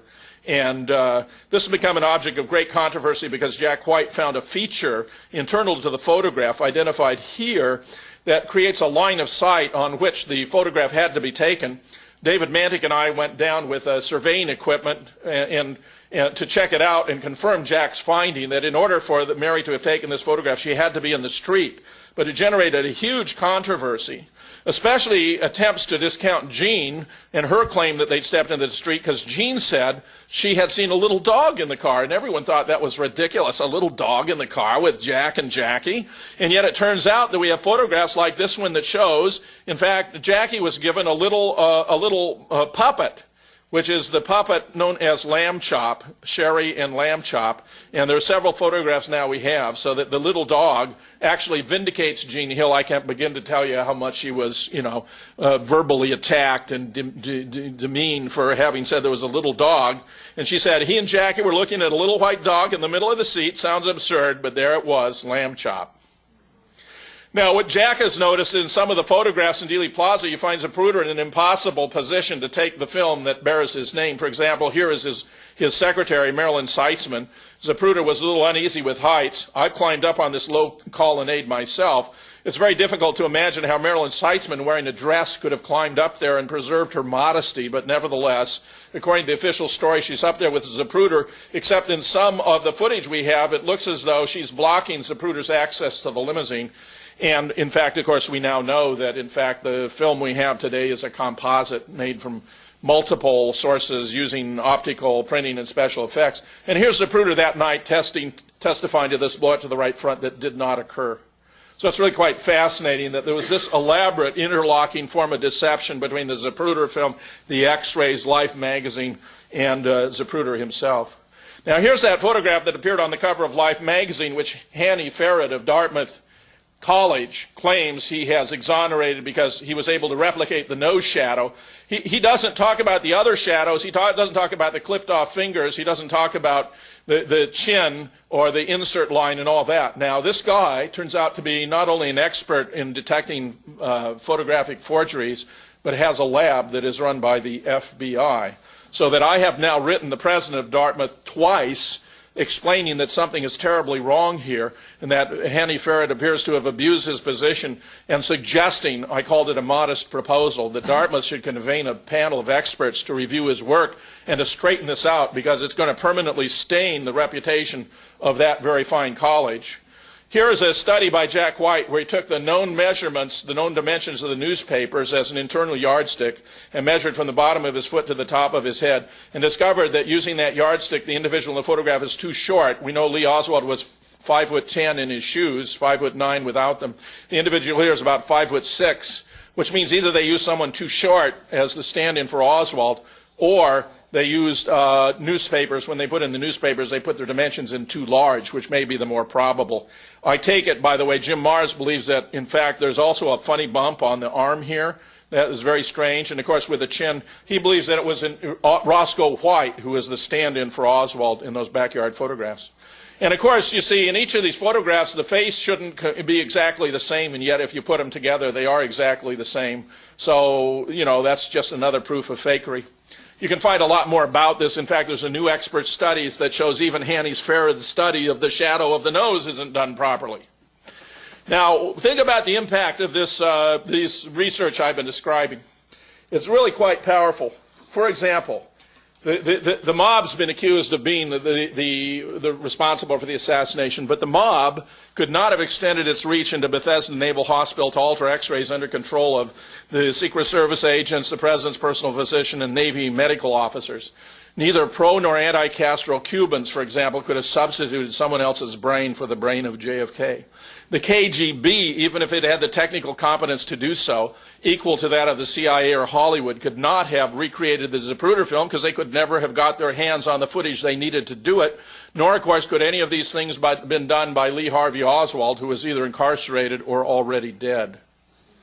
Here we have an interesting photograph, and very touching because Jackie looks so cheerful, and this is only seconds away from the assassination. And what's odd here is these two large trucks We find it anomalous. They are present. We believe this large van may have been the command and control center for the assassination. It's certainly odd that it's in that location. Those he fingered for involvement included Lyndon Johnson, Cord Meyer, who was then in charge of operations, David Sanchez Morales, another notorious assassin by the name of William Harvey, and so forth. Richard Helms here appears to have had a key role in the assassination. Here is Lucien Conin in yet another photograph. This is George de Mohrenschildt, who was Oswald's handler in Texas. David Atlee Phillips was one who collaborated with Robertson and Morales in assassinations and appears to have arranged this phony visit by Oswald to the Cuban embassy in Mexico, which did not take place. In fact, the CIA had photographs and audio tapes that showed that this person was not Lee Oswald, that were so important that J. Edgar Hoover actually put out an information directive to his heads of stations informing them that somebody was in Mexico City impersonating Lee Oswald.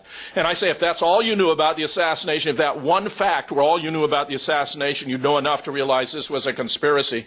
Bradley Ayers was an Army captain who was assigned to J.W. Wave down in Miami. 2 minutes, we'll be there, in Miami, and met a lot of these players and even identified some of them not only as being ones he concluded had been involved in the assassination of JFK, but identified them in photographs from the Ambassador Hotel where Bobby was taken out. It includes George Johannides and David Morales and a fellow by the name of Gordon Campbell, who was Bradley Ayers' own case officer. And you know, that to me is quite stunning and suggests that they were attempting to clean up some loose ends because Bobby had let it be known that he would reinvestigate the case of JFK. If you were to visit Little Havana, you would find that in a Freedom Park there, they have, two statues. One to Jose Marti, who actually led Cuba to emancipation from Spanish domination, but also this fellow by the name of Nestor A. Tony Escudero. And it's really kind of funny that Tony Escudero has a statue to him in this Freedom Park in Little Havana, but it turns out that Tony Escudero has been identified by Gary Patrick Hemming and by James Richards as the gunman who was in the Daltex building. So this is the guy who appears to have fired the 3 shots, the one that hit Jack in the back of the head, the one that hit the chrome strip, and the other that missed and injured the distant bystander, and therefore he is there. Others who have visited Little Havana and asked about how come Tony Escudero has that statue was told in a somber tone of voice that he took care of business. Now, the argument's been made that no one ever talked about the assassination. Jack Valenti, for example, when Noel Twyman's book, Bloody Treason, was published, claimed there can't have been a conspiracy because no one talked. Well, if he'd actually read, page 285 of Noel's book, he'd find that's false. It includes, for example, that Carlos Marcello, one of the, big mafiosi, Santos Traficante, both talked about Jack going to be hit. Joseph Miltier, an FBI informant down in Miami, bragged that Kennedy would be killed, how it would be done. Johnny Rosselli, Sam Giancana's right-hand man who was deeply involved in all these things, told Jack Anderson that Ruby was their man in order to silence Oswald. David Atlee Phillip acknowledged it. Lyndon Johnson told Madeline, and let me tell you this story. This is a great story. I've got a couple good ones for you.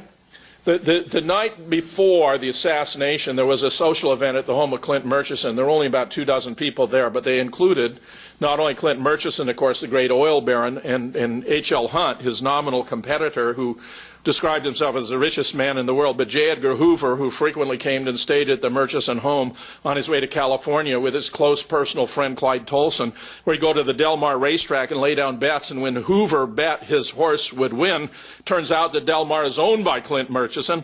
J. Edgar Hoover was there. Not only that, but Madeline remembered Richard Nixon was driven out there by a local Republican leader who worked in the same bank where she was a young advertising executive. George Brown and Brown and Root Heavy Construction was there when the Vietnam War went down. Brown and Root was given a contract to dredge a new port at Cam Ranh Bay, even though Vietnam has many magnificent natural ports and it wasn't really needed. John J. McCloy was also there. He was our former High Commissioner to Germany, also the former Chief Executive Officer at Chase Manhattan Bank. And when Lyndon would create the Warren Commission, he would appoint as the 2 civilian members Allen Dulles, whom Jack had removed as director of the CIA, who was deeply involved in the assassination, and John J. McCloy. So in addition, so Lyndon showed up unexpectedly late in the evening, and these heavy hitters disappeared into a meeting room for 15 minutes or so. And when it broke up, Lyndon strode toward Madeline and told her, she thought he was going to whisper sweet nothings in her ear. Instead, he told her in a hateful tone of voice that after tomorrow he wasn't going to have to put up with embarrassment from those Kennedy boys. They had a liaison on New Year's Eve 6 weeks later at the Driscoll Hotel in Austin, Texas, where she confronted him with rumors rampant in Dallas at the time that he'd been involved since no one stood to gain more personally. Lyndon blew up at her and told her the CIA and the oil boys had decided that Jack had to be taken out. And I say to you, the only person who could have saved John F. Kennedy's life was Lyndon Johnson. And of course, it wasn't in his interest to do so. He was in the midst of several scandals. Even Richard Nixon had been reported in the Dallas Morning News that day that Jack wasn't going to run with him again, that he'd already told his executive secretary, Evelyn Lincoln, he was going to run with him again. A vote was going to be held in the Senate that day of the Bobby Baker scandal. Bobby Baker had been Lyndon's bagman when he was majority leader. Everyone was predicting that his reputation would be so tarnished that Jack couldn't run with him again. After the assassination, all that just disappeared. Those sandals just evaporated. There was no vote in the Senate, and of course, Lyndon went on to become the powerful president. Frank Sturgis said anti-Castro-Cubans had been involved. Sam Giancana confessed to his brother, told his brother Chuck about their involvement of the CIA in taking out Jack. And in fact, he published a book. The brother and a nephew published a book called Double Cross, because they claimed that they had had an agreement with the Kennedys, and they might have had an agreement with Joe, but neither John nor Bobby would have entered into anything like this. That if they helped Jack win the election by making sure that Illinois went for JFK with a daily machine in Chicago going big for Jack, and all of which happened, that then they figured Jack would lay off, but instead Bobby initiated the most severe crackdown in organized crime in its history with a stunning number of indictments and convictions. So they felt betrayed. So when Sam Giancana tells his brother about all this, and they published the book, they entitle it Double Cross, and there are 2 chapters about the collusion between the CIA and the mob in taking Jack out. So if Jack Valenti really had a serious interest in this, he could have walked across the street to Barnes & Noble and picked up Double Cross and known that his claim that no one had ever talked was complete rubbish. Here we have then Chauncey Holt, who, I produced a 4.5-hour documentary. I did this already in 1964 after we discovered that the autopsy x-rays had been altered and that the brain had been substituted. And I eventually, when I discovered Chauncey was alive, I sent a copy to him. And to my astonishment, the phone rang at 5 a.m. in Duluth, Minnesota. It was Chauncey Holt telling me he'd sat up all night watching my documentary, and I had it right. That very documentary is available to you today, right now, on that desk, if you're interested in seeing it. And I'll tell you, in no respect has it been superseded. And it goes through all the documents and records and all the individuals and groups who had the motives. And I go through the list of those who appear to have been involved in the assassination with detailed explanations beyond what I can present here. Charles Harrelson actually said he had shot JFK, but later when he was on tape, he said he'd been out of his mind when he said it, and the very fact that he said it showed that he had been out of his mind, which just reflects how intelligent these people are. These are very intelligent people.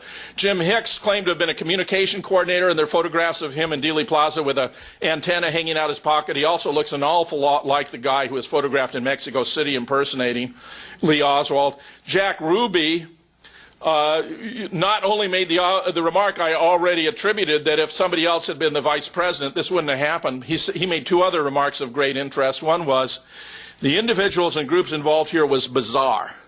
And if you realize that this involved the Vice President of the United States, the Mafia, anti-Castro-Cubans, the FBI, and, the CIA in taking out the President of the United States, that's a bizarre arrangement. He also said, and they all had very tangible, practical motives. Well, Lyndon wanted to become president. J. Edgar wanted to stay on as director of the FBI. The CIA wanted to retain its power. The Joint Chiefs were disillusioned with Jack because he'd not only refused to invade Cuba against their unanimous recommendation, he'd also signed an above-ground test ban treaty with the Soviet Union against their unanimous opposition, and now he was pulling our forces out of Vietnam, where they thought a stand had to be taken against the expansion of international godless communism. And, of course, the bankers, the Texas oilmen, wanted to preserve their oil depletion allowance, and Jack was already going to abolish or reform the Fed. I remember as a young Marine Corps officer having a bill with a red embossed imprint said United States note instead of the green embossed imprint that said Federal Reserve note. I think Jack felt that rather than paying a private consortium for printing money for the United States at interest, that the United States would be better off printing its own money. He had thereby antagonized a powerful coalition of forces against him. And in fact, a brilliant book by James Douglas entitled JFK and the Unspeakable, which has only been published in the last year and a half, traces his evolution from a cold warrior to a man of peace and provides a wonderful background for understanding what happened to JFK, why he was assassinated, and why it matters today. I mentioned Billy Saul. Both Madeline and Billy Saul published books about their experiences with Lyndon. Although Madeline loved Lyndon, she was convinced he was involved in the assassination. So was Billy Saul. And he's got a wonderful book called A Texas Legend, where he talks about his relationship with Cliff Carter and with Malcolm Mack Wallace that I find quite persuasive.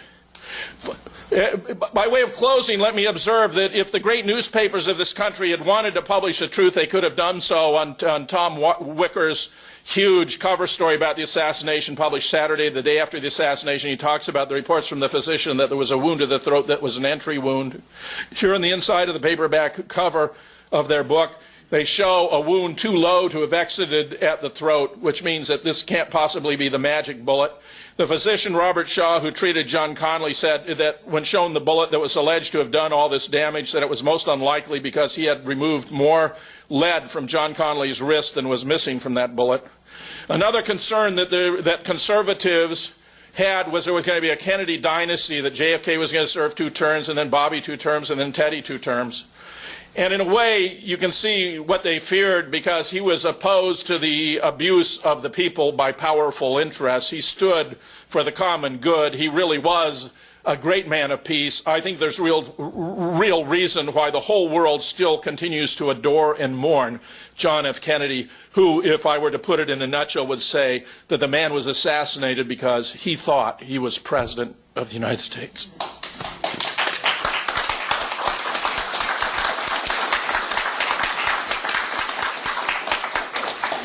And I'd be very pleased to take any questions you may have. Yes? The statue, I'm really intrigued about the statue of one of the assassins in Cuba. Tony Escudero. It's in Little Havana in Miami. Oh, in Florida. Yeah. Okay. Oh, it's not going to go up in Cuba. Listen, the 2 statesmen, world leaders who were most traumatized by JFK's death were Fidel Castro on the one hand and Nikita Khrushchev on the other. Nikita walked around dazed for a week. Fidel was just stunned when it happened. JFK had extended feelers. He wanted to normalize relationships with Cuba. There was even a meeting between a representative of JFK and of Fidel the very day of the assassination.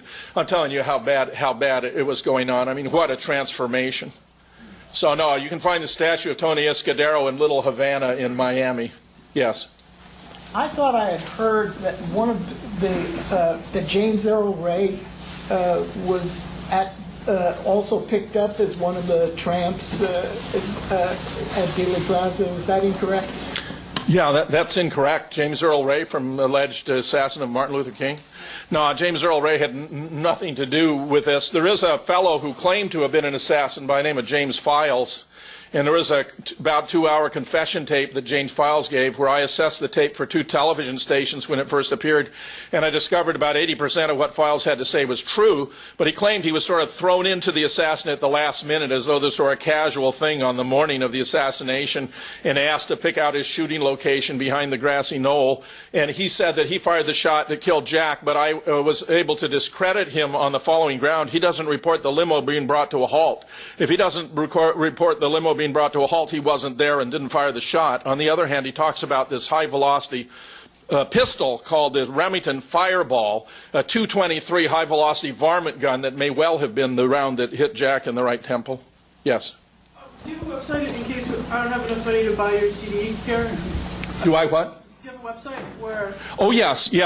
Let me mention, I have 2 websites that are going to be of great interest. One is a new blog I have at jamesfetzer.blogspot.com. And if you go to jamesfetzer.blogspot.com, you'll find I participated in a conference, a national conference on JFK at the University of North Dakota, and turned my PowerPoint presentation it was similar but reduced. I mean, there are a lot of details in what I gave you today, but you can find a reduced version there that was a chapter, and it's also been turned into an automated PowerPoint. You can also find a lot of work I've done on 9/11 there. You can find work I've done on the death of Paul Wellstone there. We're in the middle of a 3-part blog. I put up the first 2 parts, and the third will be put up on Monday. There's a lot of good stuff on that blog. The other place I'd mention is I have a radio program where I do these 2-hour interviews on important subjects, including JFK, 9/11, the economy, Obama, the wars, and all that. And you can find that at radiofetzer.blogspot.com. I also have yet a third website I've had for a long time, assassinationscience.com, which is a public issues website where there's a whole lot of stuff on JFK. Some of my latest articles you wouldn't find on the blog. And also, if you scroll down, there's a tutorial on the faking of the Zapruder film by John Costella, who created a new version of the Zapruder film by removing 2 kinds of distortion from the frames. The version I was showing you here is far superior to anything you would have ever seen before because it's what we call the Costella combined cut. And then finally, Costella and I also co-edit an online journal for advanced study of the death of JFK at assassinationresearch.com. So there are 4 different websites I recommend to you. Yes? How does Jackie survive the post-assassination the way she did? How does she survive with Aristotle Onassis? And how does Teddy Kennedy, Senator Kennedy, continue to hold his water on this, being as intimate as he was, but no follow-up, no. Well, the other thing is, what happens to Jack Jr. and his demise in Martha's Vineyard in the airplane crash? Well, I'll answer all 3 questions. I mean, I believe Jackie married Aristotle Onassis because he was the richest man in the world, and she thought he was most likely to be able to provide her with the kind of security she felt she and the children needed. They had a very detailed marital agreement that even specified how often Aristotle could have sex with Jackie. So it was like that. As far as the family, Teddy wrote a letter to Ed Hoffman, the deaf mute I mentioned, who was up behind the grassy knoll and actually saw one of the gunmen disassemble his weapon and put it in a toolbox that was then carried away by somebody who was dressed like a construction worker. And Ed wrote to Teddy and to ask him about why the family didn't pursue it.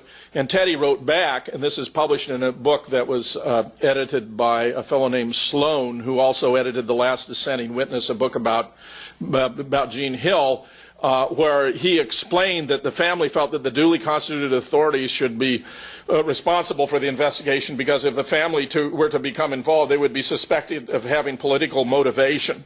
Now, as far as John is concerned, well, I haven't studied it in great detail the way I have the death of Paul Wellstone.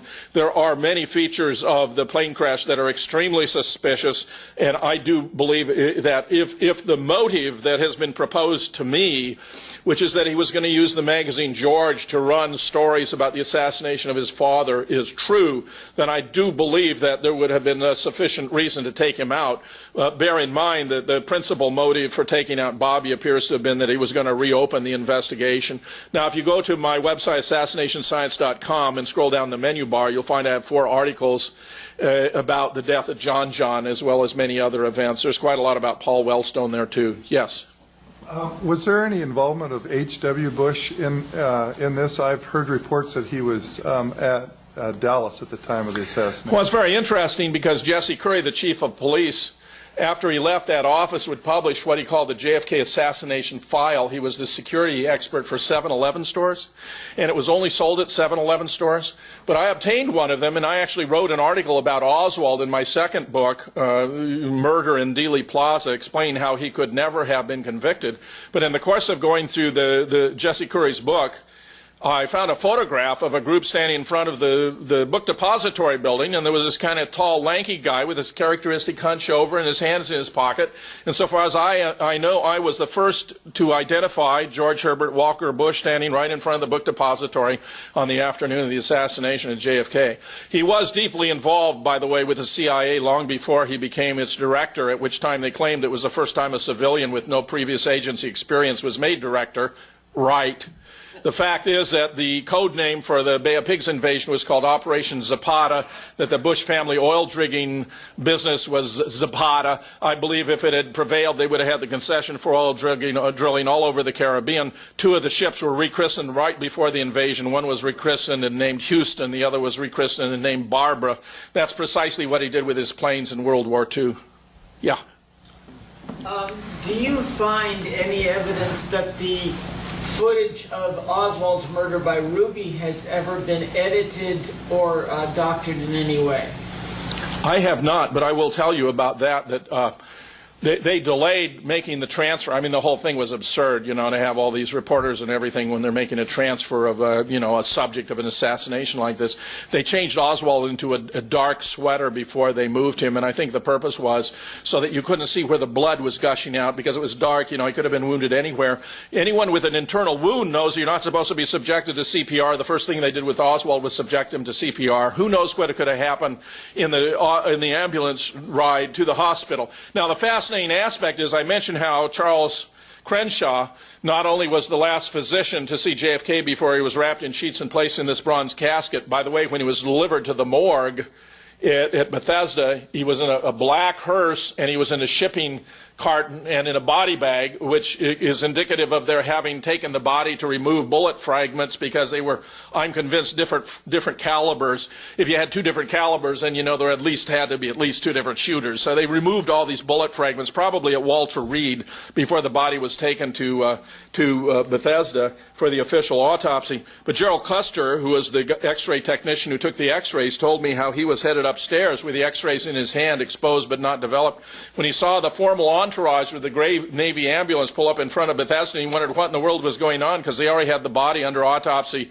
at Bethesda, and it was Jackie who was entering the building with Robert McNamara, and you know the gray ambulance then drove off, but the body was already there. So there was, you know, it had been removed from the casket probably during the flight and apparently offloaded. David Lifton has done a huge amount about this. Offloaded onto a helicopter and then I believe flown to Walter Reed for this examination. But there are a lot of interesting aspects to that. Now the rest of your question was? Well, it's just... Oh, about Jack ruoY. Oh, no. I don't believe, I'm not aware of any indications that there was any fakery there, but listen to this.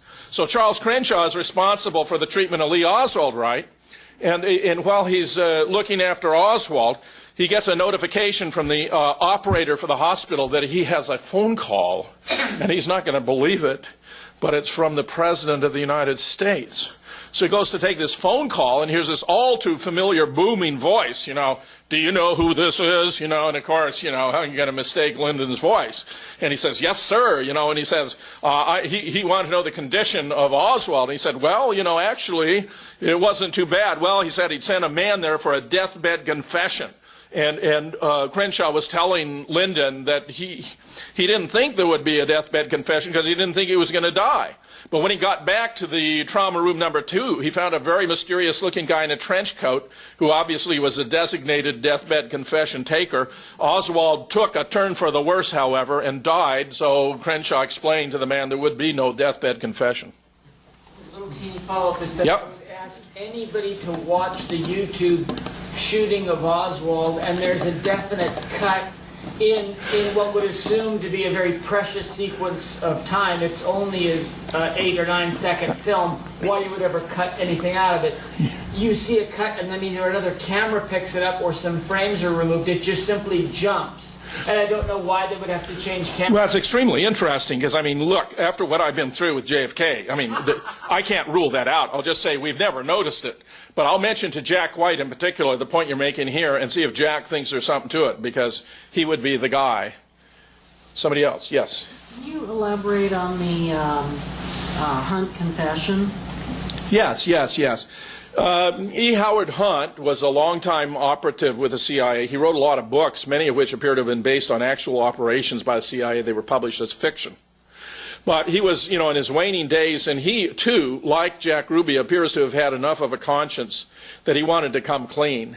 So he prepared these tape recordings for his son, St. John, and eventually an article appeared in Rolling Stone entitled The Last Confession of E. Howard Hunt, and you can find it on a Google search.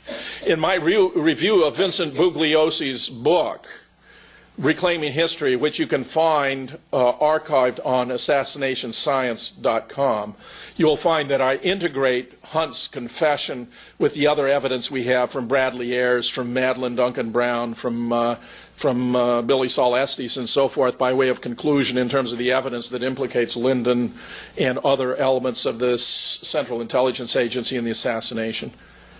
Yes. Will either of these two videos be available like in a week or something on any one of your 4 websites?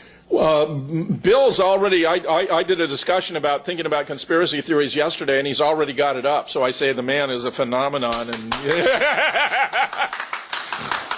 and we'll see. But he's the guy. I mean, when I do have access and know where it is, I will certainly have links to it from my blog. Which one, or all of them?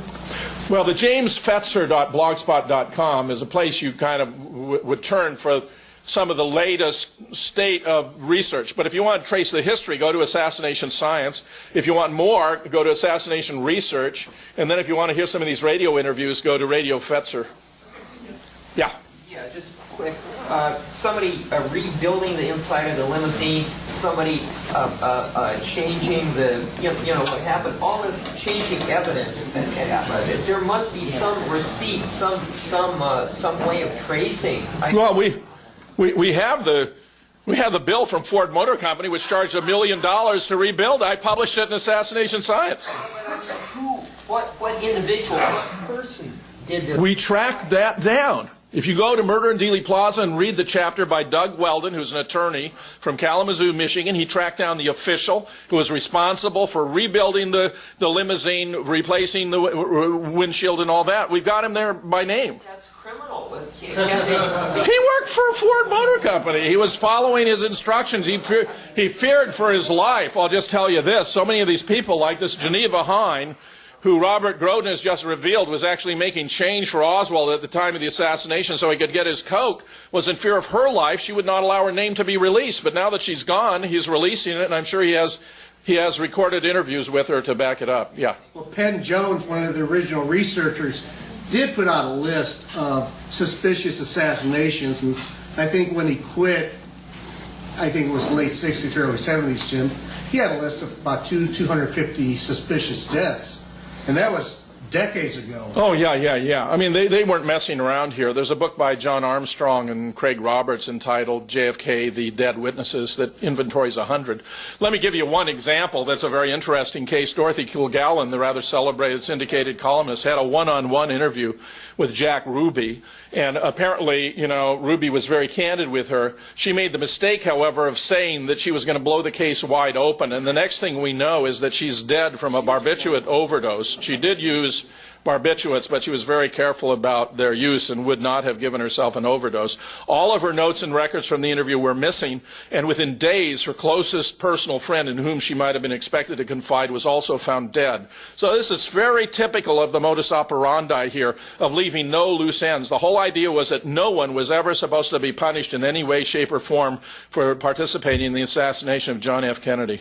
I noticed Barry Seal's photo in that Rogues Gallery. Could you touch upon his involvement? I don't have a lot to say about Barry Seal. I mean, he is there. Let me go back and find. Absolutely does. Yeah. I mean, you know, there are aspects and individuals here that I have not done research on, and Barry Seal would be an example of one of them. I mean, I could speak about a number of these individuals, but not all of them. So that's. You know, Hofstadter wrote a book on Seal. Very important. Yeah. And the theme of that was? Oh, Ferry, the links with Ferry, and going back to the Civil Air Patrol days when Oswald was a youth. And he was supposed to have been involved in that Civilian Air Patrol with David Ferry, where Oswald was learning to be a pilot. Interesting. Yeah, please. So some people think that Marilyn Monroe was killed, and she had an affair with Kennedy. Do you think she was killed by the same people? Yeah, I forgive anyone for having an affair with Marilyn, but, you know. If you were to go into I have an office behind French doors where I do my radio shows, and on the wall there's this 5-part print of the early Marilyn. I was a huge fan of Marilyn. Outside my library, there's a photo of the Beatles. One of those famous. They are two of my favorite people. Now, Jack had a dalliance with Marilyn. There's no doubt about it. But it wasn't serious. Apparently, she and Bobby had a thing that was serious, and she actually thought Bobby might divorce Ethel and marry her. This was, of course, a bit fantastic. Now, the day she died, Bobby was there because she was acting suicidal on the phone, apparently, and Bobby visited, I think, to pacify her. She was later found dead, and as best I can tell, Marilyn was killed by a barbiturate overdose that was administered rectally to take her out. And it's, she was already unconscious when this occurred. Apparently the mob had bugged her house, and they knew all about this, and they actually wanted to embarrass Bobby and to make it look as though he had to do with it, though it never played out that way. I will say the Los Angeles police, however, when Bobby was assassinated, performed not just with reckless incompetence, but with criminal neglect in the way they handled the evidence. There were more bullets fired in the pantry than came from Sirhan's gun. Sirhan was never closer than 1.5 feet to Bobby. Bobby was shot behind the right ear from 1.5 inches. A security guard by the name of Caesar was staying behind Bobby with the same quality, same caliber weapon, and he appears to have fired the bullet that killed Bobby Kennedy. And he was later discovered to have rather strong anti-Kennedy attitudes and so forth. And they just dismantled that whole pantry. The medical examiner, who was a very famous forensic pathologist, concluded that the actual way in which Bobby had been killed was different than the police report. So what happened was the medical examiner was fired instead of the chief of police. It was really a ridiculous thing. And you get these stories about how, well, Dallas had got its Kennedy and L.A. wanted its Kennedy. I grew up in Southern California. I was born in Pasadena. I graduated from South Pasadena High School. The idea that the L.A. police were culpable in the assassination of Bobby Kennedy just makes me sick. But then you see the deep, dark cesspool into which we've entered here with the assassination of JFK. So many powerful individuals and groups were involved in his assassination, yes. I'm familiar with Madeline Brown. Did she live alongside her after that? And then she's talking about this. Oh, yeah. I had more than 100 conversations with Madeline Brown. Why did they kill her? Well, Madeline was a little prominent. Taking out Madeline would have been a bit much. Huh? They took out the president. Yeah, well... They haven't killed me either, right? Sometimes they say, well, why is it? And the fact of the matter is, Madeline was well known. They knew Madeline's story. Everybody knew that.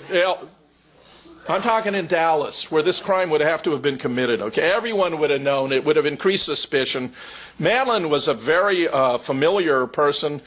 She wrote a book. It's entitled Texas in the Morning. It was based upon the fact that when she and Lyndon would have these rendezvous, he'd wake up in the morning, throw open the window and say, God, I love Texas in the morning. Okay? And she talked about him, and Lyndon used to boast that he had more women by accident than JFK had on purpose, and it may even be true. Okay? This is an aside, but Jack Valenti married one of Lyndon's secretaries. And this may be an aspect of his motivation for wanting to defend his reputation, such that when the men who killed Kennedy, Nigel Turner, this brilliant British director, published 3 new installments. There had been an original 5, then there was a 6th, about a research by a guy named Tom Wilson, and used computer application to the back of the skull and so forth. Then 7, 8, and 9. 7 was a smoking gun that featured David Mandick and Vincent Palomara and me and others about the evidence.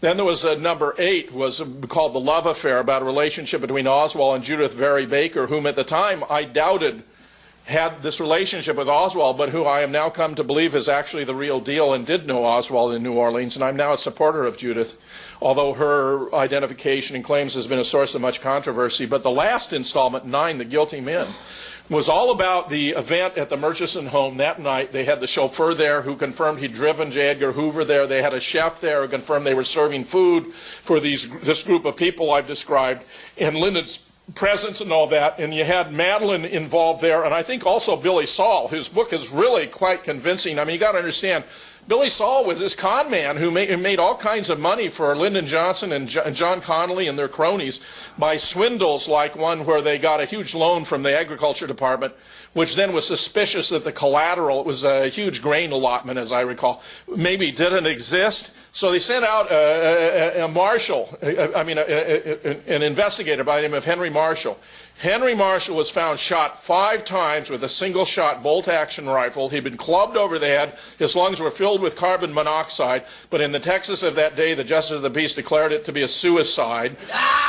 This is one of Mac Wallace's killings for Lyndon Johnson. So I just tell you, if you dig deep enough, Madeline was terrific.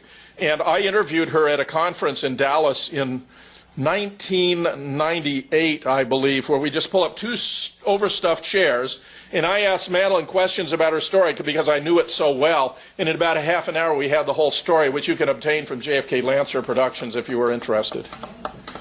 Yeah?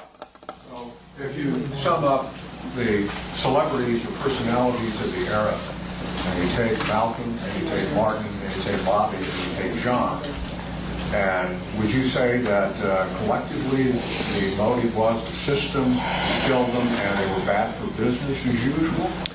Well, I think it's a little different, but you're not altogether off on that. I mean, I have given some thought to this business about the role of assassination. It's very difficult to get the public motivated to want to face major reforms of the status quo. But Jack Kennedy had that capacity. Bobby, in my opinion, had even more. I have often said I would gladly have given my life for Bobby Kennedy, and I absolutely mean that. Jack I adore, but I tell you, Bobby struck me in a visceral way. Taking out Martin Luther King, I think that was very much to do with a act of hatred by J. Edgar Hoover. I think that was very personal, but of course there was tremendous resentment of this guy for being a black civil rights leader. Malcolm appears to have had to do with a power tussle inside, the black movement. But he was another charismatic, progressive leader. If you actually study what Malcolm X stood for, he was in ways even more progressive than Bobby and Martin. So, I mean, if you can decapitate the leaders of the progressive left, then you really don't have much to fear because it's so difficult to bring the people to a point where they're sufficiently motivated to support important change. Yes? Is there any compelling evidence that Wellstone was murdered? I've done a huge amount on this, absolutely. I mean, I published 10 columns, a book, and did additional research with John Costello. And the fact of the matter is, I mean, this will give you a hint of where to go. If you go to my blog, jamesfetzer.blogspot.com, and you'll see the 2 blogs that are up, and there will be a third on Monday about Wellstone. I mean, this is just purely coincidental.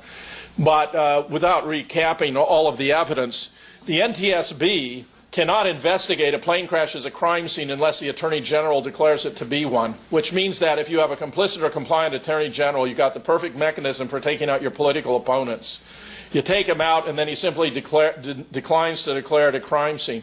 This is also the case that NTSB reports, and this is utterly stunning, are not admissible as evidence in courts of law. So I say, so what in God's name are they all about, okay? I'll tell you, they only investigated the plane, the pilot, the weather. The weather was just fine. It was grossly exaggerated over the air. The pilots were well qualified. One had the chief pilot, Richard Connery, had 5,200 hours of experience in air transport pilot's certification, which is the highest civilian short of astronaut, and had just passed his FAA flight check 2 days before. And which means that he was, by government's own standards, qualified to fly the plane. They didn't need 2 pilots, but they had 2 pilots. And the plane was like the Rolls-Royce of small planes. They never investigated the possibility of a small bomb, a gas canister, or some kind of high-tech electromagnetic weapon, which I'm convinced was, in fact, what was used here. I've laid it out in spades many places, and I recommend try that. There is a piece, by the way, that I published on Op-Ed News when Seymour Hersh revealed that there had been an assassination ring run out of the vice president's office because Dick Cheney had threatened Paul Wellstone personally if he opposed him on Iraq. He told him there would be severe ramifications for him personally and for the state of Minnesota. He went ahead and spoke out courageously, thinking he might be ending his political career. Instead, his points started to increase. His lead went to 6, 7, 8 points. And then he was taken out, which of course had the effect of giving control of the Senate to the Republicans. It removed their foremost critic, who had been targeted for elimination by the vaunted Bush machine. There's a tremendous amount of supporting evidence for what I'm telling you here. So there's also an article on Op-Ed News you can Google entitled, Did Cheney Murder Americans? And the answer to that you may be able to infer from what I've said already. I can't thank you enough for turning out tonight here in Portland. It's been my pleasure to be here with you all, and I thank